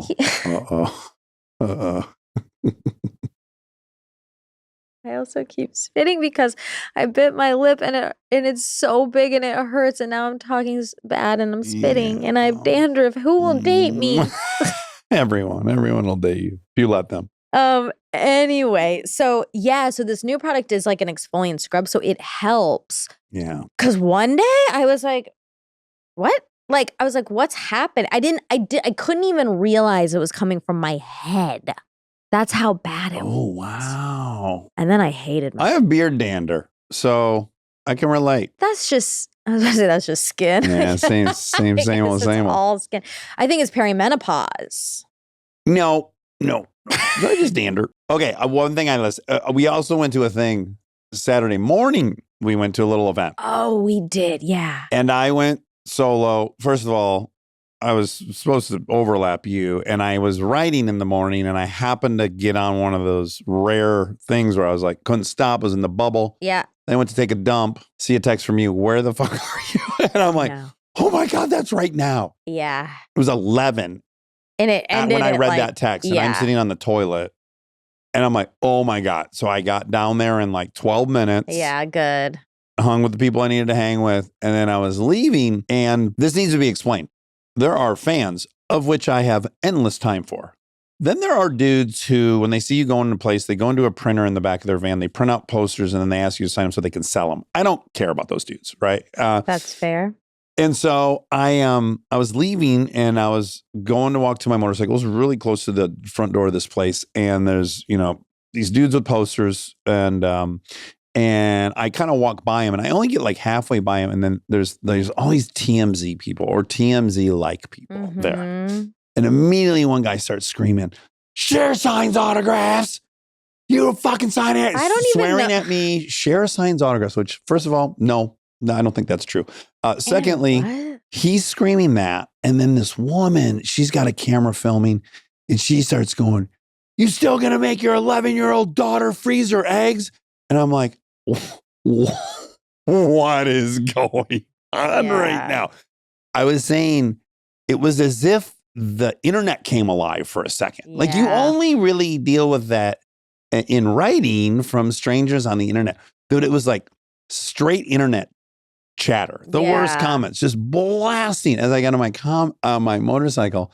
And you're like, I dropped my glove. I'm like, oh, fuck, I'm on camera. I What dropped my, glove? for my motorcycle gloves. Oh. And I got to bend over and I'm like, I just want to Oh. like get out of there. 'Cause I'm being filmed Yeah. and they're screaming just toxic things at me. Ew. That's. And I got to bend over and get my glove. And then I just stopped and I had a big giggle on the motorcycle. That's good. I'm like, share signs autographs. Like it really got me. I'm like, what is this What guy does it even mean? That's screaming? so I know. dumb. He's like trying, he knows that's bait, share, but then an autograph thing happens. So he's like, he's tying these two messages together. And this girl's yelling about getting my 11. And I wanted to you can't say anything, but I wanted to go, I just want to ask you, do you think they freeze 11-year-olds' eggs? No, Is that she what doesn't. do you think the question you asked me is a possibility on planet She Earth? does. She No, doesn't. yeah, That's yeah. the whole thing. I They know. They know the reality. They're sitting They're there. there to make you mad. Yeah. That is literally the point of that. Yeah. And they just attack you. I'm going to even rewind. Thank God, by the way. So earlier, I had this other experience where a friend of mine, I look at my DMs and it appears they've sent me a video. So I open up this video and it is this comedian lady making a video about Cher saying the thing. And she's talking about how fucking ugly I am and what a stupid name I have. And it's just, she's letting it rip. I mean, this woman Ew. hates my guts. And so I immediately, I'm like, why the fuck did my friend send this to me? Right. And then I realized because the comments that are first under a post are the people right? So I see, my friend actually defended me. He's showing you he defended you. No, he wasn't even showing me, but he tagged me. I don't think he realized it was going to go to my DMs.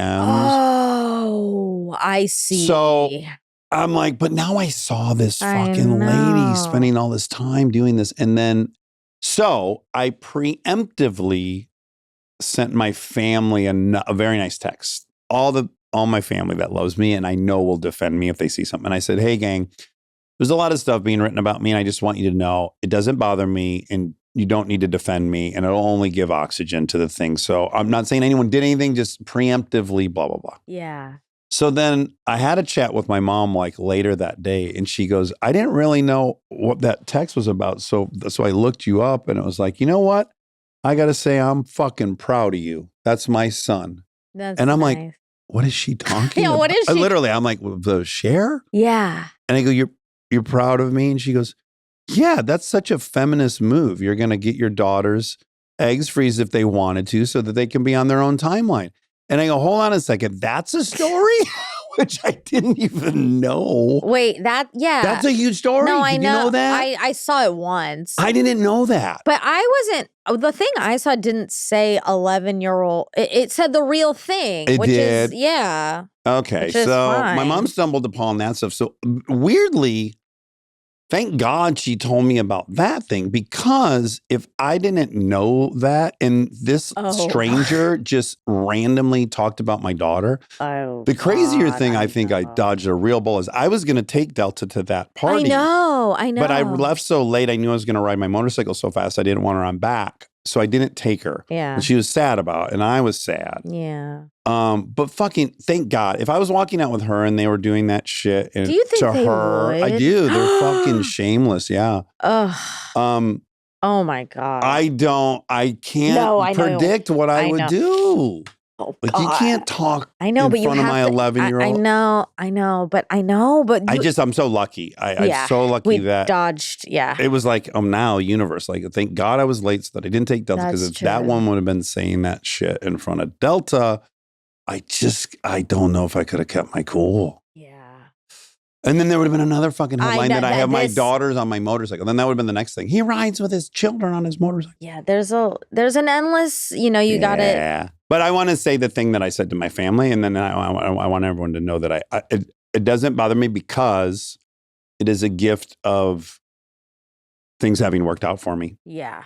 The more it works out for you, the more that's going to happen. And I just remind myself, like, this is just a symbol of, like, you got fucking lucky. Yeah, Things yeah. have worked out for you. Look, in the past, I haven't had a great, healthy attitude about this kind of stuff, but I Yeah. currently have a lot of peace with it, which is I'm grateful for. Yeah. Yeah. Okay, we're gonna do this is for Chris Stapleton. Great. So exciting. Huge get. Now would be a great time to say that I cannot stop listening He's the best. to SteelDrivers, his first band, Heaven Sent. What a fucking song. He's so good. He's What a just so song. good. Yeah. Really lucky that we got to interview him. We've been trying for a while. So it was very exciting. Not very many facts. Okay. Just a few. What is the population of Staffordsville, Kentucky? Yeah. Small. 2,625 people. Okay. So kind of Milford size where I grew up. Really small. Small stuff. Okay. What is the industrial cable side of the Pirelli company, the one his dad worked for? In 2005, Pirelli sold its cable division to Goldman Sachs, changing the new group's name to Prysmian? Don't recognize it. Prysmian. Wouldn't even try to say it out loud. That's tough. I'm going to go with Prysmian. Yeah. I don't know if that was the right name to go with. Yeah, maybe it was someone's last name. Maybe that's a well-known term within cabling. Oh, maybe. Oh, speaking of today, which you posted, but today Connections was exciting. Wina, we love you. I mean, I don't know. It is a What do phrase. you mean you it's don't a phrase, so it could also be just cheeky as a phrase. It might not be about us. Monica. We're making some assumptions. Oh, I don't even feel cocky about saying that. I don't know. I wish you would tell us. Maybe Well, the next clue will be you are right. Monica's wrong. Dax is right. Trying to put Dax in one of these, you can't. There's no. They could make it You about couldn't chairs. group anything. Oh, that's right. Mm-hmm. Or the German Stock Exchange, maybe. Well, or like the D's are replaced with X's in these four true. words. It could be for facts, oh, like types of machines, but the first letters change. Ah. I don't know if it was real or not real. I don't know if it was for us or not for us, but regardless, we took it as a big win. I'm taking it as the consolation prize for sure. Yeah, it was exciting. Oh, how old was Chris when he wrote the song Higher? He wrote it 23 years ago, 20 years before the album came out in 2023. He's currently 47, so he would have written it at 24. 24. Great age. I was really hitting my stride as a party animal at 24. At 24.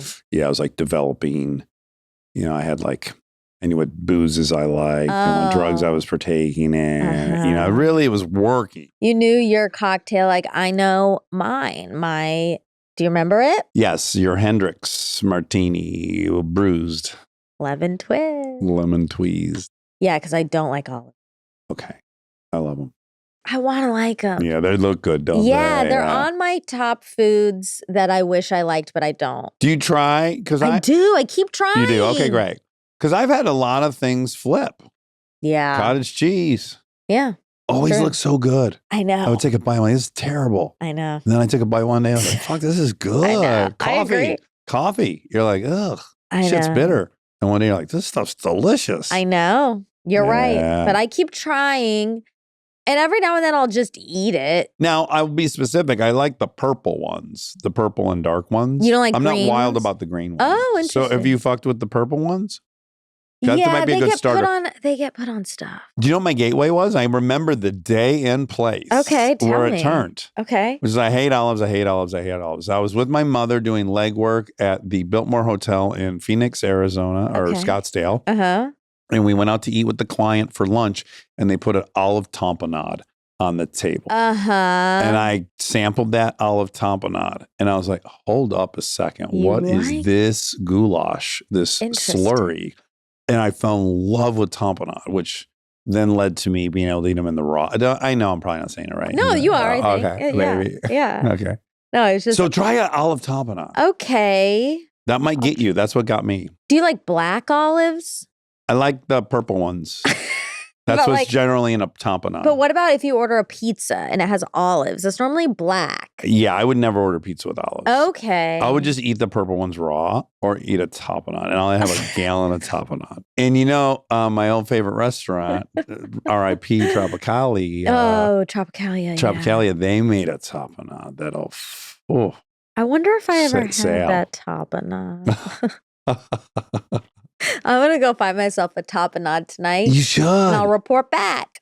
They vary a lot in their quality, I'll say. It doesn't really make sense because I love salt. Yeah, and it's baked in olive, not baked, but it's soaked and marinated in olive oil. I which love olive oil, Yeah. which also makes no sense. I love olive oil. I like capers, which are basically olives. I like capers. yeah. But why? I don't know. All right. Well, maybe I hope this will be your gateway. Okay. Yeah. 2026. Year of the tapenade. Okay. Love you. Love you.